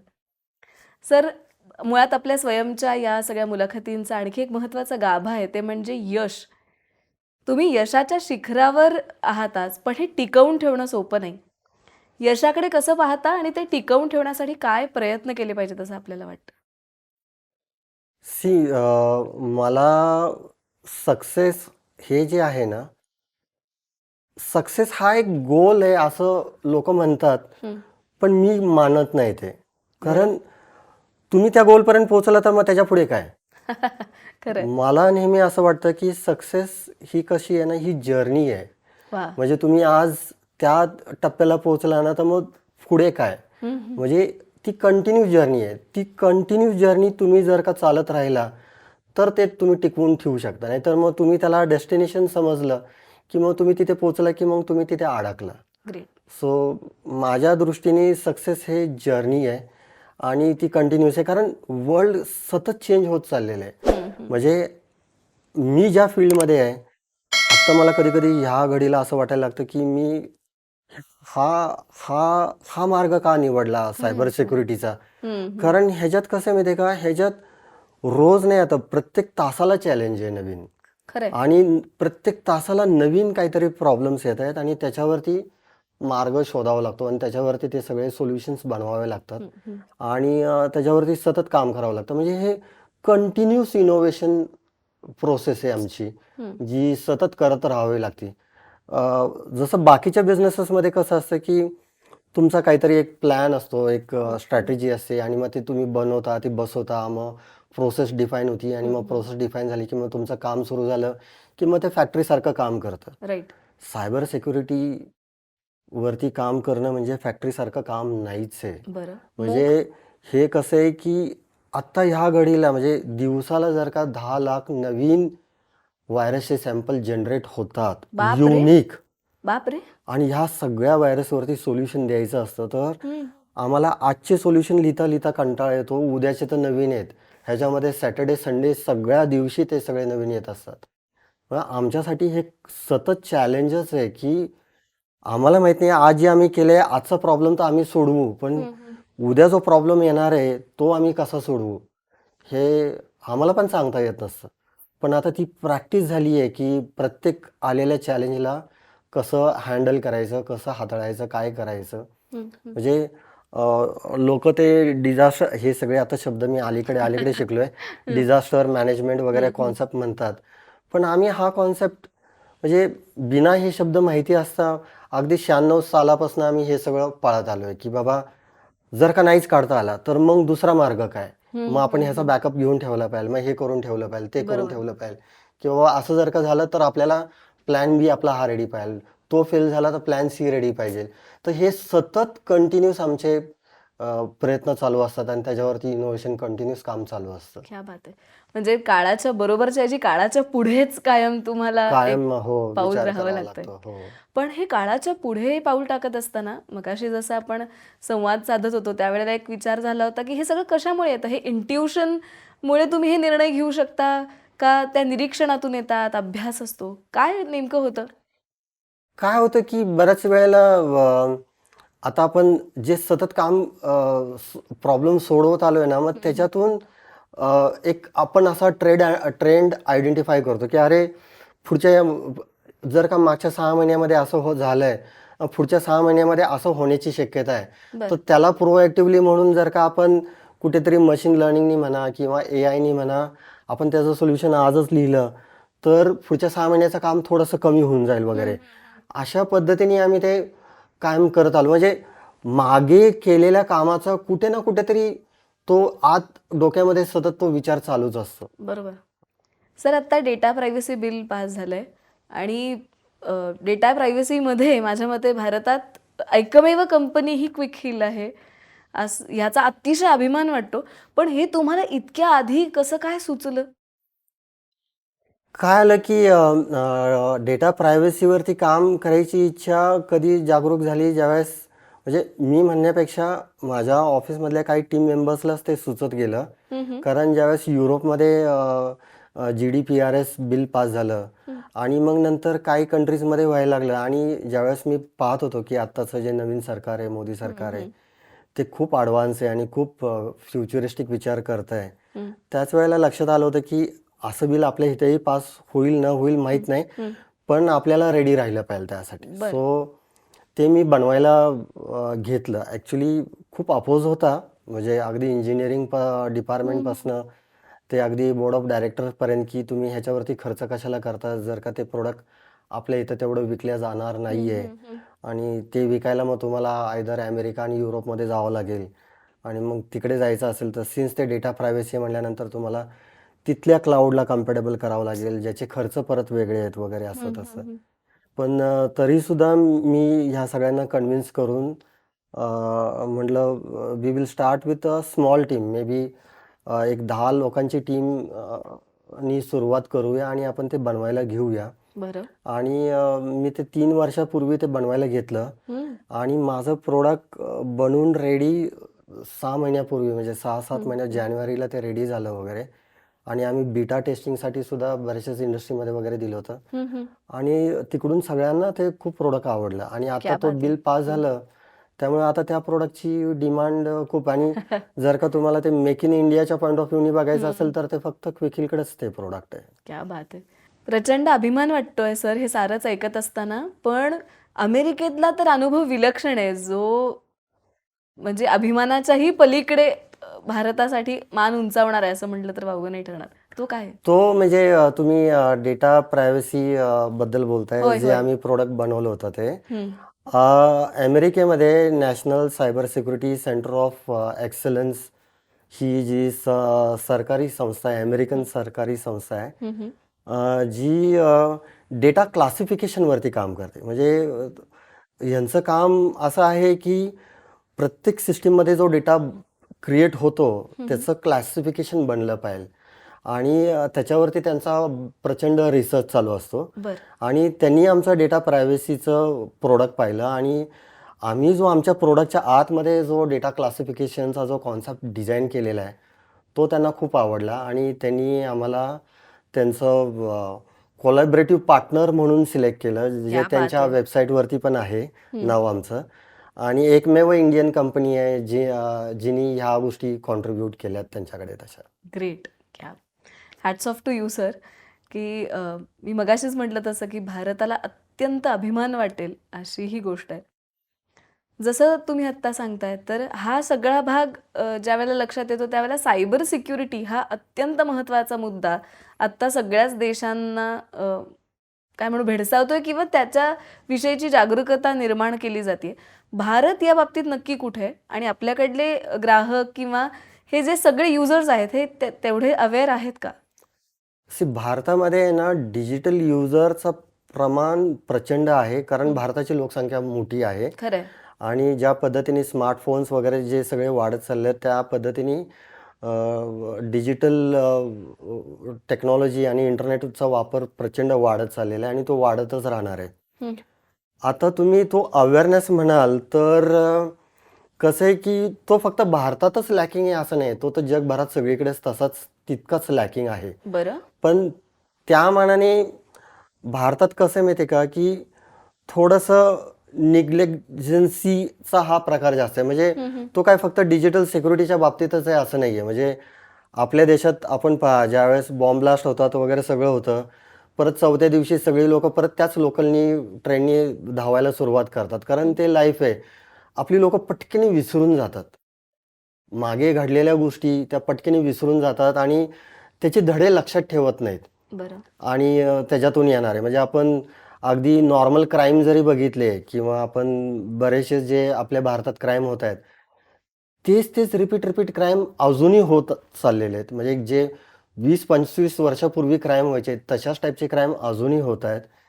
तेच डिजिटलच्या बाबतीत पण तेच एक्झॅक्टली तसंच चालू आहे. म्हणजे लोकांना कळतंय, आम्ही अवेअरनेस करतोय, आम्ही बऱ्याचशाच गोष्टीचं आमच्या CSR ॲक्टिव्हिटी थ्रू जी अनुपमा मॅनेज करते पूर्ण, त्याच्याने आम्ही बरेचसेच अवेअरनेस क्रिएट करत असतो. आम्ही शाळेतली मुलं पहिली ती टार्गेट करतो, कारण त्या वयामध्ये मुलांच्या बरंचसंच लक्षात राहण्याची शक्यता जास्त असते, म्हणून आम्ही तिथं ते करत असतो. पण फॅक्ट असा आहे की आपण आपली भारतीय संस्कृतीच इतकी हे आहे ना की लाईक इग्नोर करण्याची, बरं. की एखादा प्रॉब्लेम आपल्या लाईफमध्ये झाला तर त्यावेळेस दुःख होतं, पण मग नंतर परत आपण ते इग्नोर करतो आणि परत आपल्या आहे त्या रोजच्या रुटीनला लागून जातो. आणि त्याला प्रिकॉशन म्हणून ज्या आपण गोष्टी ज्या करायला पाहिजे, म्हणजे त्या स्वतःच्या प्रोटेक्शनसाठी ज्या करायला पाहिजे ते आपण करत नाहीत. म्हणजे आपण आता एवढं बघतो की डिजिटल एवढं हे वाढत चाललेलं आहे, हे करत चाललेलं आहे, तरीसुद्धा लोक आपली स्वतःची माहिती फेसबुकवरती, सोशल मीडियावरती इतकी डिटेलमध्ये टाकतात की ते कुठल्या रेस्टॉरंटला जातात, ते कुठे काय खातात, कुठे ट्रॅव्हलला जातात, काय करतात, काय नाही करतात. इथे आता डेटा प्रायव्हसीचं बिल पास झालं आहे. खरं. आणि हे बिल काय हे इंडस्ट्रीसाठी नाही आहे. हे खरं बघायला गेलं तर सामान्य माणसांसाठी आहे आणि त्यांच्या प्रोटेक्शनसाठी आहे. पण त्याच्यासाठी सामान्य माणसांनी सुद्धा स्वतःचे राईट्स समजून घेणं खूप गरजेचं आहे की काय आपल्यासाठी आपल्या लाईफमधल्या कुठल्या गोष्टी पब्लिक आहेत आणि कुठल्या गोष्टी प्रायव्हेट आहेत. प्रायव्हेट. ह्या त्यांनी समजून घेतल्या पाहिजे. कारण आपली लोक खूप भावुक आहेत, इमोशनली पटकन वाहून जातात आणि ज्यावेळेस लोक इमोशनली वाहून जातात त्यावेळेस तो इमोशन पूर्ण त्यांच्या माइंडवरती कंट्रोल घेतो आणि मग ते सगळं मनातलं आहे ते सगळं बोलून मोकळा होऊन जातो. अननोन माणसांसमोर सुद्धा हे सगळं बोलून मोकळा होऊन जातो. तसेच ते सोशल मीडियावरती पण बोलून जातात ते. बरोबर. सर, तुम्ही फार महत्त्वाचा मुद्दा मांडलाय. कारण आत्ता आम्ही सगळ्याच तरुण पिढीने हा मुद्दा आवर्जून लक्षात घेतला पाहिजे की हॅशटॅगच्या नावाखाली आम्ही म्हणजे फेसबुक, इन्स्टावर काय टाकायचं. कारण ते जर आपल्याला कळलं नाही तर स्वतःची आणि परीनं समाज आणि देशाला आपण खऱ्या अर्थी असुरक्षित करतोय. तर म्हणजे तुम्ही दिलेला हा खऱ्या अर्थी क्विक हील सल्ला असं म्हटलं तर हो. वावगं नाही ठरणार. आत्ता जो भाग आपण बोलतोय तर त्याचा अजून एक पुढचा टप्पा जो विचारावासा वाटतो की अँटीव्हायरसच्या पलीकडे सुद्धा क्विक हीलने अनेक टूल्स निर्माण केलेली आहेत जी सायबर सिक्युरिटीसाठी सुद्धा काम करतात. तर ती कोणती कोणती आहेत आणि त्याच्यासाठी वेगळं सेक्शन आपण सुरू केलंय का? कसं आहे की आपण जेव्हा सायबर सिक्युरिटी म्हणतो त्याच्यामध्ये अँटीव्हायरसचा पार्ट हा खूप छोटा पार्ट आहे. ज्यावेळेस मी अँटीव्हायरस बनवायला घेतला होता त्यावेळेस अँटीव्हायरसचा हा खूप मोठा पार्ट होता. पण आता हा अँटीव्हायरस खूप छोटा पार्ट राहिलेला आहे. कारण सायबर सिक्युरिटी इतकं वास्ट झालेलं आहे. कारण हे मोबाईल्समुळे आणि IoTsमुळे बऱ्याचशा मशीन्स आता कारसुद्धा कॉम्प्युटराईज यायला लागल्यात. इतके ॲडव्हान्स टेक्नॉलॉजी यायला लागल्यात. लाईक घरातले फ्रीजसुद्धा, TV सुद्धा, स्मार्ट TV सगळीकडे स्मार्ट स्मार्ट स्मार्ट यायला लागले. AC सुद्धा स्मार्ट यायला लागलेले आहेत. त्यामुळे आता हे सगळे इंटरनेटला जोडायला लागलेले आहेत आणि त्याच्यामुळे सायबर सिक्युरिटी हा खूप मोठा आता खूप वास्ट झालेला पार्ट आहे. आम्ही अलीकडे मागच्या 3-3.5 वर्षापूर्वी जे काम सुरू केले ते झिरो ट्रस्टवरती काम सुरू केलेलं आहे. बरं बरं. आणि झिरो ट्रस्टमध्ये आमची बरीचशीच प्रगती झालेली आहे आणि बरेचसेच त्याच्यातले सोल्युशन्स आत्ता ह्या वर्षातच 2023 सालीच बाहेर आलेले आहेत आणि आता ते बऱ्याचशाच कस्टमरपर्यंत पोहोचलेले आहेत. काही कस्टमर्सनी बाय पण केलेत. ऑफकोर्स खूप नंबर ऑफ कस्टमर्स नाही आहेत अजून ऑन बोर्डवरती, पण हळूहळू आता ते वाढायला लागतील. कारण झिरो ट्रस्ट हा कॉन्सेप्ट अजून लोकांना नवीन आहे, लोकांना तो माहीत नाही आहे. पण पण मुळात झिरो ट्रस्ट म्हणजे काय? झिरो ट्रस्ट म्हणजे नेमकं जर का तुम्हाला एकदम सिम्पल लँग्वेजमध्ये कॉमन मॅनला अंडरस्टँड होईल असं जर का सांगायचं झालं तर झिरो ट्रस्ट हा प्रत्येकाच्या लाईफमध्ये तसं बघायला गेला तर यूजमध्ये येतो. बरं. म्हणजे फॉर एक्झाम्पल एखादा चांगला कर्तृत्ववान माणूस ज्यावेळेस स्वतःचं घर बनवायचा विचार करतो, त्यांनी बरेचसे सेव्हिंग केलेले असते आणि नंतर मग त्याला बँकेकडून लोन घेऊन त्यांनी एखादा फ्लॅट बघितलेला असतो आणि त्याला तो बाय करायचा असतो. स्वतःचे डॉक्युमेंट्स बँकेला दाखवून बँकेकडून लोनसुद्धा अप्रूव्ह होऊन जातं आणि ज्यावेळेस तो बँकेकडे फायनल चेक घ्यायला जातो त्यावेळेस चेक पण रेडी असतो तिथे बँक ऑफिसरकडे. बँक ऑफिसर असा चेक पुढे करतो आणि परत तो मागे ओढतो, म्हणतो की तुमचा सिबिल स्कोअर थोडासा बिघडलेला आहे. जोपर्यंत तुम्ही तुमचा सिबिल स्कोअर करेक्ट करत नाही तोपर्यंत हा चेक मी तुम्हाला देऊ शकत नाही.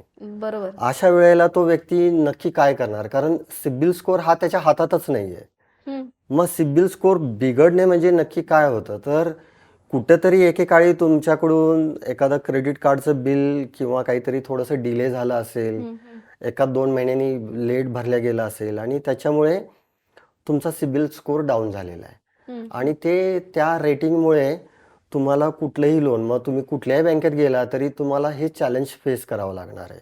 बरोबर. आणि त्याच्यामुळे तो प्रॉब्लेम येतो. मग आता तो काहीच करू शकत नाही अशा वेळेला.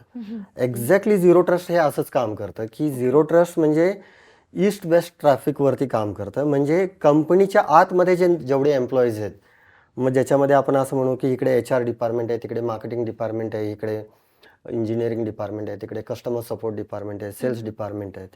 बरेचसे डॉक्युमेंट ह्या डिपार्टमेंटवरनं त्या डिपार्टमेंटमध्ये जात असतात. बरेचसे डॉक्युमेंट पब्लिक असतात, बरेचसे डॉक्युमेंट खूप कॉन्फिडेन्शियल असतात, प्रायव्हेट असतात.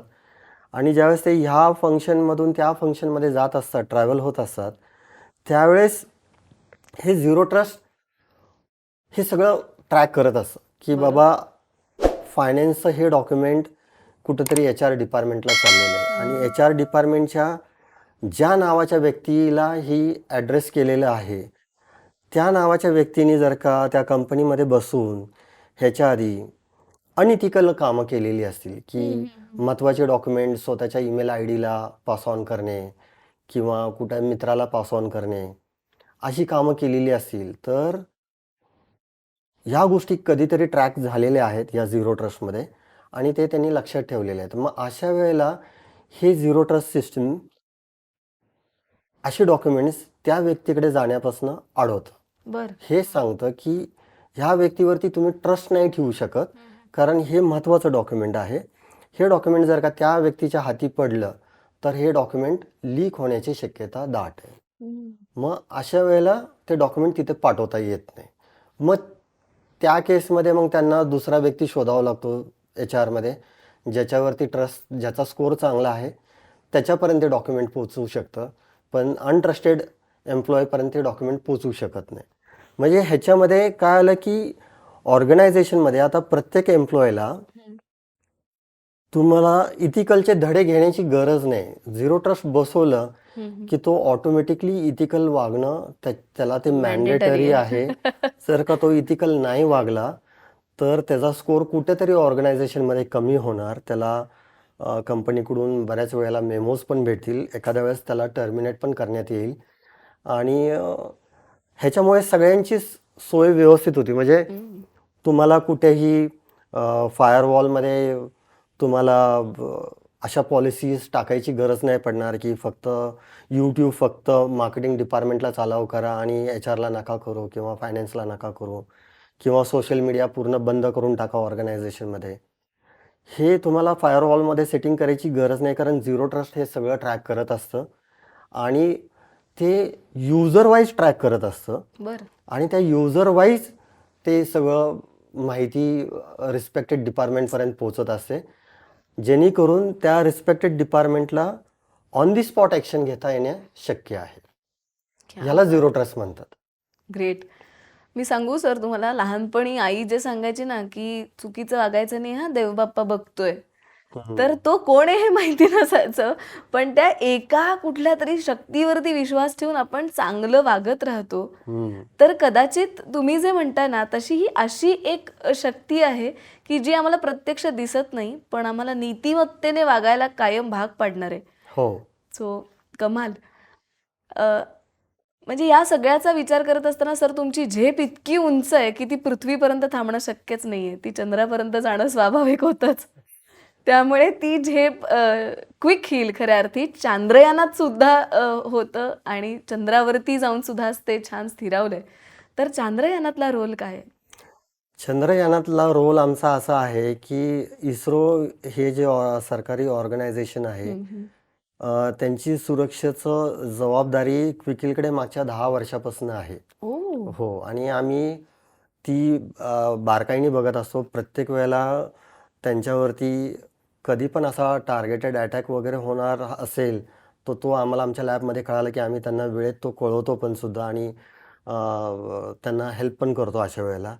ह्यावेळेस चंद्रयानाचं जे पूर्ण त्यांचं जे प्लॅनिंग होतं त्याचा जो पूर्ण नव्याने तो जो पूर्ण सेटअप केला होता, त्या सेटअपचा जो बँगलोरमध्ये तो जो त्यांचा सेटअप आहे, त्याचं पूर्ण सायबर प्रोटेक्शन हे क्विकिल सेक्युराईटकडं होतं, जे पूर्ण त्याला सुरक्षा देत होतं. जे सिस्टीम्स ते यांशी कम्युनिकेट करत होतं. ह्या सगळ्या सिस्टीमचं प्रोटेक्शन क्विकहिल सेक्युराईड करत होतं. क्या बात आहे. सर तुम्ही आता सेक्युराईड चा उल्लेख केलात, तर आज त्याच्या अंतर्गत अजून कोणते कोणते प्रोजेक्ट्स आपले चालू आहेत? सो आता हा झिरो ट्रस्ट हा कॉन्सेप्ट खूप मोठा आहे. म्हणजे मी जरी असं म्हटलं की मी झिरो ट्रस्टवरती काम करत आहे, तरी सुद्धा झिरो ट्रस्ट हा इतका छोटा नाही आहे, कारण हा खूप मोठा कॉन्सेप्ट आहे. आणि त्याच्यातले आम्ही सुरुवातीला 5 लिव्हरवरती काम करत आहोत. अजून पुढच्या येणाऱ्या काळामध्ये अजून 2-3 लिव्हरवरती त्याच्या काम करू. आणि होतंय असे की बऱ्याचशा स्टार्टअप कंपनीज येत आहेत, त्यांनी वेगवेगळे लिव्हर पकडलेले आहेत, त्यांना जे इम्पॉर्टंट वाटत आहेत आणि त्याच्यावरती ते काम करत आहेत. आणि आम्ही असं केलं आहे की आम्ही आता एक प्लॅटफॉर्म बनवला आहे बरं. आणि आमचे जेवढे 5 लिव्हर आहेत ते सगळे त्या प्लॅटफॉर्मला कनेक्ट होत आहेत. आणि प्लॅटफॉर्म असा डिझाईन केला आहे की जर का आम्हाला एखादी स्टार्टअप कंपनी सापडली आणि त्यांनी जर का असं काही वेगळा झिरो ट्रस्टवरती काम केलेलं असेल कुठल्या तरी एका पर्टिक्युलर एका लिव्हरवरती, तरी त्याचा झिरो ट्रस्टवाला पार्टसुद्धा आमच्या प्लॅटफॉर्मला कनेक्ट होऊ शकतो आणि ती सर्व्हिस आमच्या कस्टमरला मिळू शकते. सो असा आम्ही तो एक हॉकाय नावाचा एक प्लॅटफॉर्म बनवला आहे, ज्याच्या थ्रू आम्ही बरेचसे झिरो ट्रस्टचे छोटे छोटे जे स्टार्टअप्स कंपन्या आहेत किंवा दुसऱ्या कंपन्या आहेत, ते सगळ्या सोल्युशन्स आम्ही आमच्या कस्टमरपर्यंत देऊ शकू अशा पद्धतीने. क्या बात आहे. आणि त्याच्यावरतीच कामं चालू आहेत आता आमची सगळी. जसं आत्ता अनुपमाताई म्हणाल्या की म्हणजे ही सगळी समाजाची बैठक आहे सर, जी कायम आपल्याला बसवावी लागते आणि तुम्ही अनेक अंगांनी त्याचा विचार करत आहात. पण मला सगळ्यात आवडलेली गोष्ट आज तुम्हाला आवर्जून विचारावीशी वाटते. सर बऱ्याचदा माणूस जसा जसा जसा मोठा होत जातो, व्यापक होत जातो, मग तो पैशापासून यशापर्यंत सर्वार्थानं, तेव्हा पटकन कोणीतरी मी आणि माझं या वर्तुळात फिरत जातो. तर मी तुमच्याशी बोलतीये, अख्खं घर ऑब्झर्व करतीये, तर त्याच्यात त्या मीपणाचा एवढा सुद्धा लवलेश नाहीये. सर ही साधेपणाची श्रीमंती तुम्ही कशी काय साधली आहेत?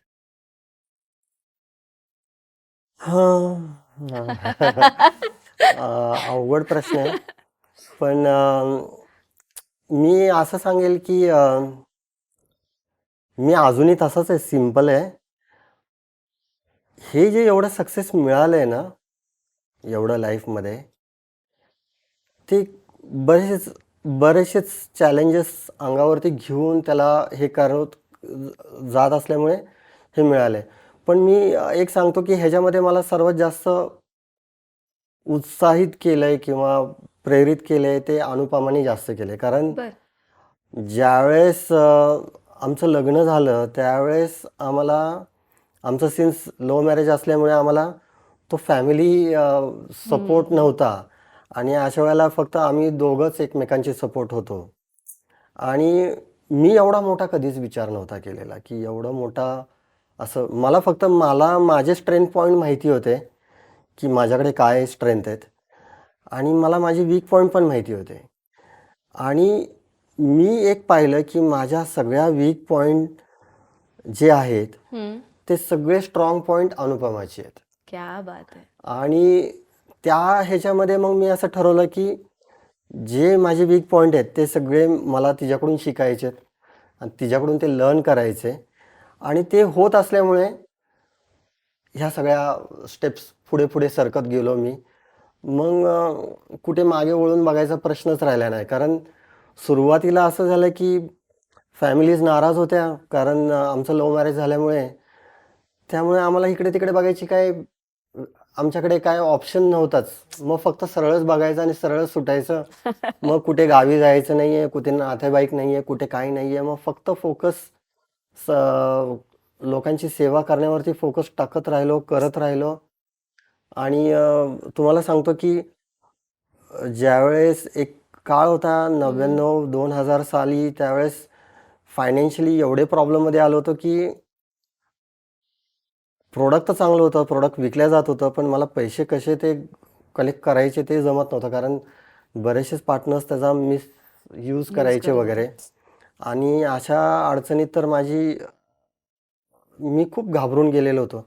अशा वेळेला तर अनुपमाने तिने स्वतःची एक बेकरी चालू केली बरं. आणि ती बेकरी तेवढ्या 2-3 वर्षामध्ये ती एका पीक लेवलला गेली एकदम. क्या बात है. हो. आणि ती बेकरीमधले सगळे आयटम स्वतः बनवायची हम्म. आणि स्वतः बनवून ते सगळं परत विकायची पण वगैरे सगळं करायची. हम्म. तिला मदत करायला माझी मुलगी होती, ती लहान, ती शाळेतनं आली की बिना युनिफॉर्म चेंज करता ती बॅग अशीच तिकडे बाजूला टाकायची आणि परत लगेच जाऊन काउंटरला उभी राहायची. आई गं. सगळे कस्टमर हँडल करायची वगैरे सगळं. सो आम्ही हे असे सगळे खूप चॅलेंजेस पाहिलेत, खूप ह्याच्यातनं गेलो आहोत. पण आमच्यासाठी आम्ही एकमेकांसाठीच आम्ही तिघं असे होतो, भाऊ होता आणि असं करत आम्ही सरकत आलो पुढे. क्या बात आहे. मी आत्ता तुमचं सगळं ऐकते ना, लिओनार्डो दा विंचीचं एक वाक्य आहे, तुम्हाला ते तंतोतंत लागू पडतं सर, की simplicity is the ultimate sophistication. आज या सगळ्या कॉर्पोरेट जगतात बाकी सगळे जण जी सोफिस्टिकेशन जपतायत त्याच्यापेक्षा तुम्ही जो साधेपणा आणि त्यातली सहजता जपलीत ती इतकी सुंदर आहे की त्याला तोडच नाही. क्या बात आहे. सर, आत्ताच्या जमान्यात सगळ्यात महत्त्वाची गोष्ट असते ती म्हणजे जाहिरात. हम्म. खुद को भी बेचना पडता है असं कधी कधी आपण म्हणतो. तर या काळात तर ॲडव्हर्टिजमेंटच्या गोष्टीपर्यंत पोहोचावं किंवा ती गोष्ट फोफावलेलीही नव्हती, तेवढे पैसेही खर्च करणं शक्य नव्हतं. असा एकूण जेव्हा तुमच्या सगळ्या मुलाखतीतून आम्ही गोष्टी ऐकल्या त्यावेळेला प्रश्न हा पडला की तरी सुद्धा प्रत्येक ॲड इतकी अप्रतिम तुम्ही कशी करू शकलात? आम्ही ती प्रत्येक ॲड अशी एवढी छान बनवू शकलो असं तुम्ही म्हणता. पण आम्ही ज्या ज्या ॲड एजन्सीकडे गेलो होतो, त्यांनी बनवलेल्या ॲडव्हर्टाइजमेंट आम्हाला जास्त आवडल्याच नाही. मग शेवटी मी आणि संजय आम्ही दोघंच त्याच्यामध्ये बसून खूप विचार करायचो. ओ. आणि कायम असं वाटायचं की आपण जाहिरात अशी कधी करू नये की आपण प्रोडक्ट विकतोय. बर. आपण जाहिरात नेहमी अशी करावी की आपण एखाद्याचा प्रॉब्लेम सोडवतोय.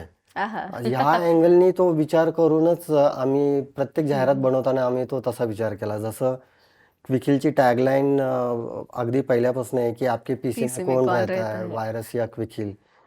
त्यावेळेस आम्ही असं कुठंच म्हणत नाही की तुम्ही क्विखिल बाय करा. आम्ही फक्त एवढंच सांगायचा प्रयत्न करत होतो की आयदर तुमच्या पीसीमध्ये व्हायरस असेल आणि व्हायरस नसेल तर त्याचं एकच रिझन असेल, तुमच्याकडे क्विखिल असेल. सो असे असे टाईपचं हे करत गेलो. आजकाल आता हे जाहिरातीच्या ज्या स्ट्रॅटेजीज डिफाईन होत आहेत वगैरे, पहिले लोक जाहिरात बनवताना वॉटवरती जास्त फोकस करायचे की आमच्याकडे काय आहे आणि आम्ही काय विकतो आहोत. आजकाल जाहिरातीचा ट्रेंड थोडासा बदलला आहे. ते वायवरती फोकस करतात की वा. की तुम्ही हे का घ्यायला पाहिजे, ह्याच्याने तुमचा काय प्रॉब्लेम सॉल्व्ह होणार आहे. आणि मग मी हे सगळं जर का पाहिलं तर मग मला असं वाटतं की मग माझी जी 2002ची टॅगलाईन आहे ती वायला धरूनच आहे की खरंय. की बाबा तुमच्या मशीनमध्ये कोण आहे, व्हायरस या क्विखिल. म्हणजे त्याच वेळेला अननोईंगली मला ह्या सगळ्या गोष्टी, मला म्हणा संजयला म्हणा, ह्या सुचत गेल्या आम्हाला आणि आम्ही तशाच करत आलो. ग्रेट. आणि कुठे तुलना पण नाहीये तुमच्या कुठल्याही ॲडमध्ये की कोणाबरोबर स्पर्धा करतायत, तर असंही काही नाही आणि तरी सुद्धा ते उच्च स्थान टिकवून ठेवलंय.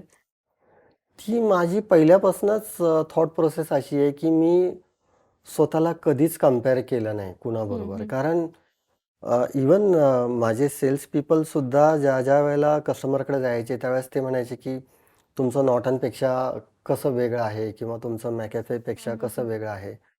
आणि मी माझ्या मुलांना कायम एकच शिकवलं की अरे ह्या सगळ्या कंपन्या MNC कंपन्या आहेत. त्या कंपन्या तर आपल्यापेक्षा बलड्ड मोठ्या आहेत आणि ते जे काही करत आहेत ते काही चुकीचं करत नाहीत. त्यांनी पण प्रोडक्ट बनवलेत, त्यांचेही प्रोडक्ट चांगलेच आहेत. एव्हन असं पण म्हणता येईल की आपल्यापेक्षा पण चांगले असू शकतात आणि आम्हाला त्याच्यावरती नाही डिस्कस करायचं.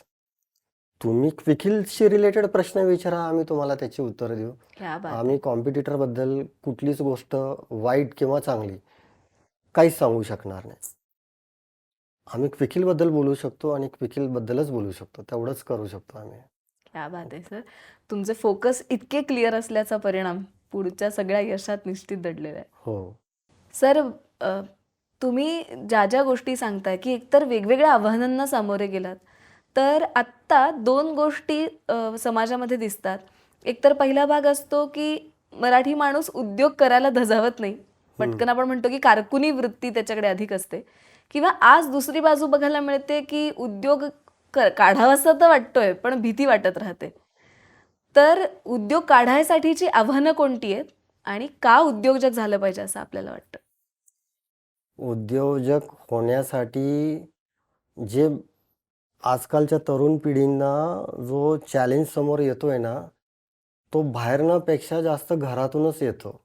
बरं. कारण बऱ्याचशाच आई-वडिलांना कायम ती भीती असते. त्यांना असं वाटतं, की नोकरी केली तर तुला 5 आकडी पगार तरी मिळेल. बरोबर. उद्योजक झाला तर तुझं तुला माहीत नाही आणि मग परत तुझी फॅमिली, तुझं सगळी मुलं वगैरे सगळं ह्या सगळ्या गोष्टी घेऊन आहे ना, खूप म्हणजे एक्स्पेक्टेशन्स आज असं झालंय, की पॅरेंट्स मुलांना शिकवतायत भरपूर, पण एक्स्पेक्टेशन्स पण तेवढेच हाय ठेवतायत मुलांकडून. आणि त्याच्यामुळे काय होतं, की मुलं त्याच्यामध्ये चेपले जातात. म्हणजे अगदी अवघड परिस्थिती होतीये. म्हणजे कित्येक मुलांना उद्योजक व्हायचंय, त्यांना करायचंय. पण त्यांच्यासमोर चॅलेंज हेच आहे, की मग आता लग्न झालंय, मग आता बायको पण नाही म्हणते किंवा हे म्हणते. कसं आहे, की त्याला एक सपोर्टची गरज आहे. बरं. माझ्या बाबतीत असं होतं, की माझे पॅरेंट्स खेड्यातनं आलेले होते. त्यांना तर काही त्यातलं कळत पण नव्हतं. म्हणजे मी म्हटलं, की मी आता जॉब सोडतोय आणि मी आता स्वतःचं चालू करतोय. तर आई म्हटली, "महिन्याला तू एवढे पैसे तर देशील ना आणून?" म्हटलं, "हां, तेवढे दिले आणून." "मग झालं तर कर तुला जे करायचे ते कर." हा बात. म्हणजे एवढंच तिचं ते हे होतं. बाकी दुसरं काही नव्हतं. इनोसन्स. हां. वडिलांना सांगितलं. वडील म्हणले, "कर, काही प्रॉब्लेम नाहीये. तुला काय अडचण आली, तुला कुठे काही टेक्निकल हेल्प लागली, मला सांग, मी हेल्प करेल वगैरे." सो मी असं म्हणेल, की जितके पॅरेंट्स थोडेसे कमी नॉलेजवाले असतील ना, ते जास्त सपोर्ट करतात मुलांना. आणि ज्या पॅरेंट्सकडे आधीच ढिगाणी नॉलेज पडलेलं आहे, ते मग इफ्स आणि बट्स लावायला तर आणि मगचं सगळा एवढा हे मांडून ठेवतात. जर का असं झालं तर आणि तसं झालं तर आणि मग हे काय होणार आणि मग ते कसं होणार आणि असं कसं होणार आणि तसं कसं होणार. अशा ह्याच्यामध्ये ते डिसिजन फायनल होतच नाहीये. टॅबूज क्रिएट होतात. हो, टॅबूज क्रिएट करतायत. खेड्यातली मुलं म्हणाल तर ती पुढे येत आहेत. कारण त्यांना तिथलं पॅरेंटिंग थोडंसं वेगळंच आहे. खेड्यातली मुलं शेतात काम करायलाच नको म्हणतायत. तिथल्या पॅरेंट्सचा हा मोठा चॅलेंज आहे, की घरची शेती आहे, सगळं आहे, पण मुलांना शेतीत काम नाही करायचं आणि मुलांना शहरांची ओढ आहे. अशा वेळे मी तर म्हणेल, की तुम्ही शहराकडे जाण्यापेक्षा तुम्ही गावातच बसून उद्योजक व्हा. तिथे काहीतरी करा आणि करण्यासारखं भरपूर आहे. म्हणजे शेती हाच मुळात आज मोठा उद्योग आहे की. हां आणि आज इतके सारे एंटरप्रेनर्स आहे, ज्यांनी शेतीतून वेगवेगळ्या गोष्टी केलेल्या आहेत. लाईक आज आपण जसं म्हणतो, की प्लास्टिक बॅग वापरायची नाही. अरे पण कितीतरी अशा मुलांनी अशा गोष्टी शोधून काढल्यात, की तुम्ही त्या व्हेजिटेबलपासूनच अशा बॅग्स असं काहीतरी सिंथेटिक सारखं काहीतरी डेव्हलप केलं त्यांनी, की त्याच्या तुम्ही बॅग्स बनवू शकता आणि त्या इझिली डिस्पोजेबल होऊन जातात वगैरे.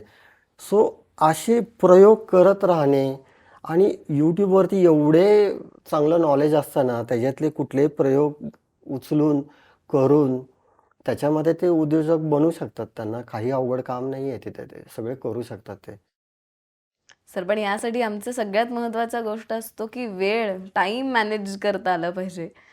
तर म्हणजे वेळ आणि त्याची मॅनेजमेंट याचं गणित कसं बांधणार? मला मॅनेजमेंट नावात म्हणजे त्या वर्डचाच चीड आहे ॲक्चुअली. ह्या वर्डमुळे ना, की इतके लोकं कन्फ्यूज होऊन जातात, की काय मॅनेज करायचे? पैसे मॅनेज करायचे, टाईम मॅनेज करायचा, बिझनेस मॅनेज करायचं, पीपल मॅनेज करायचं, काय म्हणून काय मॅनेज करायचं? आणि तुम्ही जे काय मॅनेज करायला जाताल, पीपल मॅनेज करा त्याचे वेगळे लॉस, कंपनी मॅनेज करा त्याचे वेगळे लॉस, इतके रूल्स, रेग्युलेशन्स खूप अडकत जातो. मी म्हणतो मॅनेज करायला काही जाऊच नका. जो जो तुम्हाला ईश्वर जो मार्ग दाखवतो ना, त्या मार्गाने चाला. फक्त सतत काही ना काहीतरी करत राहा. असे बसून नका राहू. क्या बात. हां, वेळ असा वाया जाऊन देऊ नका. म्हणजे संध्याकाळी स्वतःला विचारा, की आज दिवसभरात मी असं काय केलं, ज्याच्याने समाजाला मी काहीतरी देऊ शकलो. भले त्याच्या बदल्यात तुम्हाला रिटर्नमध्ये पैसे मिळाले असेल किंवा काही मिळाले असेल, त्याच्याबद्दल काहीच प्रॉब्लेम नाही आहे. पण काहीतरी केलं आणि काहीतरी दिलं समाजाला, एवढं जरी तुम्हाला मॅनेज करता आलं रोजचा डे, तरी ती ऑटोमॅटिक हळू सवय लागेल आणि सवयीतून मग बऱ्याचशाच गोष्टी शिकायला मिळतील आणि शिकत-शिकत मग त्याच्यातनं कधी उद्योग तयार होईल, कधी 4 मित्र गोळा होतील, कधी पार्टनर बनतील, कधी काय होईल सांगता येत नाही आणि आपोआप सगळं सरकत जाईल पुढे. बरोबर. म्हणजे शहरातल्या मुलांना पण मी हेच सांगेल की बिझनेस चालू करायचा ह्याच्यावरती खूप विचार नका करत बसू आणि खूप खूप स्ट्रॅटेजी आखायला जाऊ नका. प्लॅन ए, प्लॅन बी वगैरे असलं काही करायला जाऊ नका. वाटलं तुम्ही जॉब करताय, जॉब चालू राहू द्या. संध्याकाळी बसून थोडंसं चालू करा.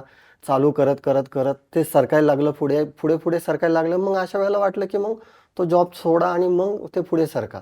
पण असं जरुरी नाही की तुम्हाला पहिला वाला स्विच ऑफ करायचं आणि मग दुसरा वाला स्विच ऑन करायचं. बरोबर. तुम्ही पॅरलली चालू करा. कॉन्फिडन्स आला की मग पुढे सरका आणि असंच सरका तुम्ही पुढे. Great.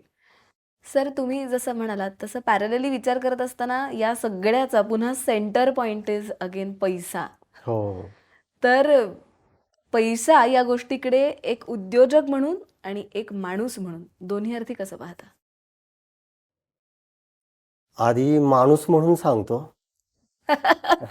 So sweet of you. पैशाला खूप कलर्स आहेत.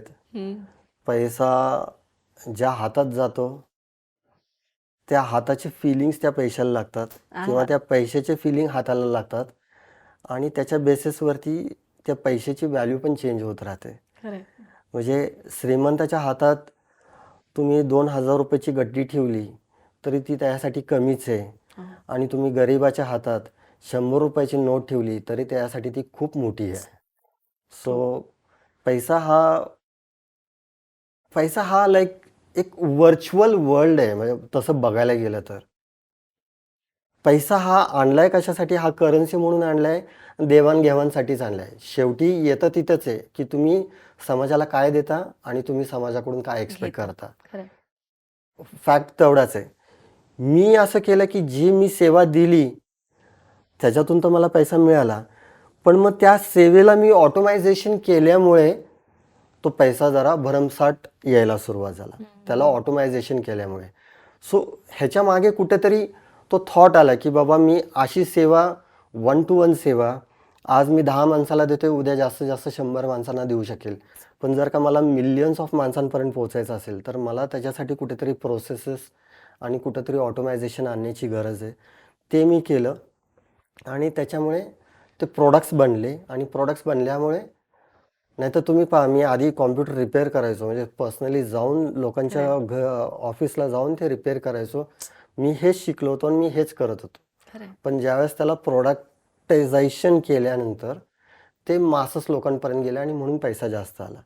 सो ॲज अ उद्योजक म्हणून बघायला गेलं तर तुम्हाला नक्की पैसा कसा हवा आहे? म्हणजे तुम्हाला खूप भरमसाठ पैसा हवा असेल तर मग तुम्हाला प्रोडक्ट्समध्ये शिरणं गरजेचं आहे आणि प्रोडक्ट्समध्ये शिरला की मग त्याच्यामध्ये ते कमोडायझेशन होतं किंवा मग कस्टमायझेशनमध्ये होतं.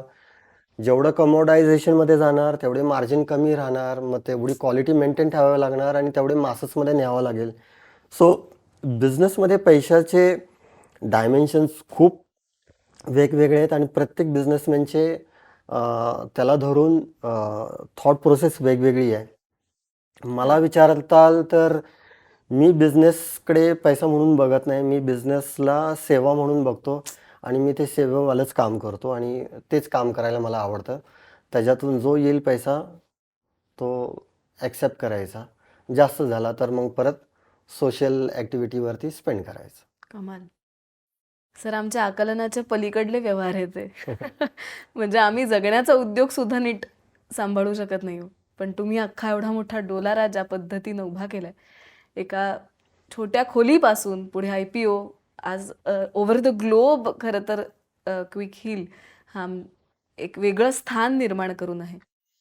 या सगळ्या मोलाच्या व्यवहारातली अनमोल गोष्ट असते ती म्हणजे कायम लक्षात राहिलेली एखादी अविस्मरणीय दाद किंवा सर्वोच्च पावती.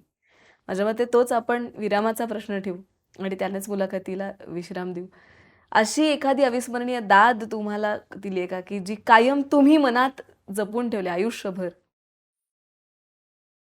दात म्हणजे कुणीतरी दिलेली. हा, म्हणजे तुम्हाला कोणतरी अप्रिशिएट करणं इज लाईक, ॲप्रिशिएट तर आता नाही म्हणजे अशी एखादी अप्रिसिएशन असतं की जे आपण आयुष्यभर लक्षात ठेवतो. अशी एखादी आहे का कुठल्या तरी खूप मोठ्या माणसाकडून किंवा? मला नारायण मूर्तींची माझी ज्यावेळेस भेट झाली होती ती मला खूप अजूनही लक्षात आहे आणि ती मला खूप आवडते. कारण मी IPOला जाण्याआधी एक 3-4 महिने आधीच त्यांच्याकडे गेलो होतो आणि त्यावेळेस त्यांच्याकडून मला हेच लर्न करायचं होतं की IPOमध्ये नक्की काय काय चॅलेंजेस येतात आणि आपण कसं राहायचं असतं. सो त्यांनी मला जे काही गोष्टी शिकवल्या होत्या त्यावेळेस, की बाबा IPO झाल्यानंतर ती कंपनी तुझी कंपनी राहत नाही. ती सगळ्या शेअर होल्डर्सशी मिळून होऊन जाते ती कंपनी. आणि अशामध्ये आपले रिस्पॉन्सिबिलिटीज आणि आपला अप्रोच टुवर्ड्स शेअर होल्डर्स कसा असला पाहिजे, काय असला पाहिजे. त्या ज्या गोष्टी मला त्यांच्याकडून शिकायला मिळाल्या होत्या, त्या मला खूप आवडल्या आणि त्यांनी जे क्विकलसाठी जे ॲप्रिशिएट केलं होतं ते मला ते चांगलंच लक्षात आहे. क्या बात आहे. सर, तुमच्याशी संवाद साधताना, गप्पा मारताना वेळ कसा निघून गेला आमचा आम्हालाही कळलं नाही. पण इतक्या सुंदर पद्धतीनं तुम्ही आमच्या सगळ्यांशी संवाद साधलात. आज अ, स्वयं टॉक्सशी पण सुंदर पद्धतीने तुम्ही जोडलेले आहात, याचा आम्हाला अतिशय आनंद आणि अभिमान दोन्ही आहे. तर या सगळ्याचा समारोप करत असताना एवढंच वाटतं, की तुम्ही Swayam is equal to what for you. Swayam म्हणजे तुम्ही स्वतः. स्वयं इज इक्वल टू काय, मी एक नॉर्मल साधा माणूस आहे. So sweet. Yes, great. तुमच्यासारखा साधा माणूस. प्रेक्षक हो, की काय या सगळ्याचा समारोप काय करणार हो? याच्यानंतर आपण एवढंच म्हणू शकतो, की कैलाशजींनी जे जे सांगितलं, मी मुलाखतीच्या सुरुवातीलाच म्हटलं होतं, की कैलाश ही इतकी व्यापक गोष्ट असते, की आपण पाहू तोवर तो दिसत राहतो, तो भुरळ घालत राहतो, पण कवेत नाही घेता येत. मला असं वाटतं, की आज सुद्धा एवढं सगळं उलगडलं असेल, तरी तो आम्हाला शब्दातून पूर्ण कवेत घेता आलं नाही. परत कधीतरी नक्की भेटू. क्विक हिलची नवीन भरारी अनुभवण्यासाठी आपण पुन्हा एकदा त्यांची मुलाखत घेऊ. पण सर, आम्हाला इथे येऊन इतका भरभरून वेळ दिलात, स्वयं टॉक्सतर्फे मनःपूर्वक आभार. धन्यवाद. नमस्कार.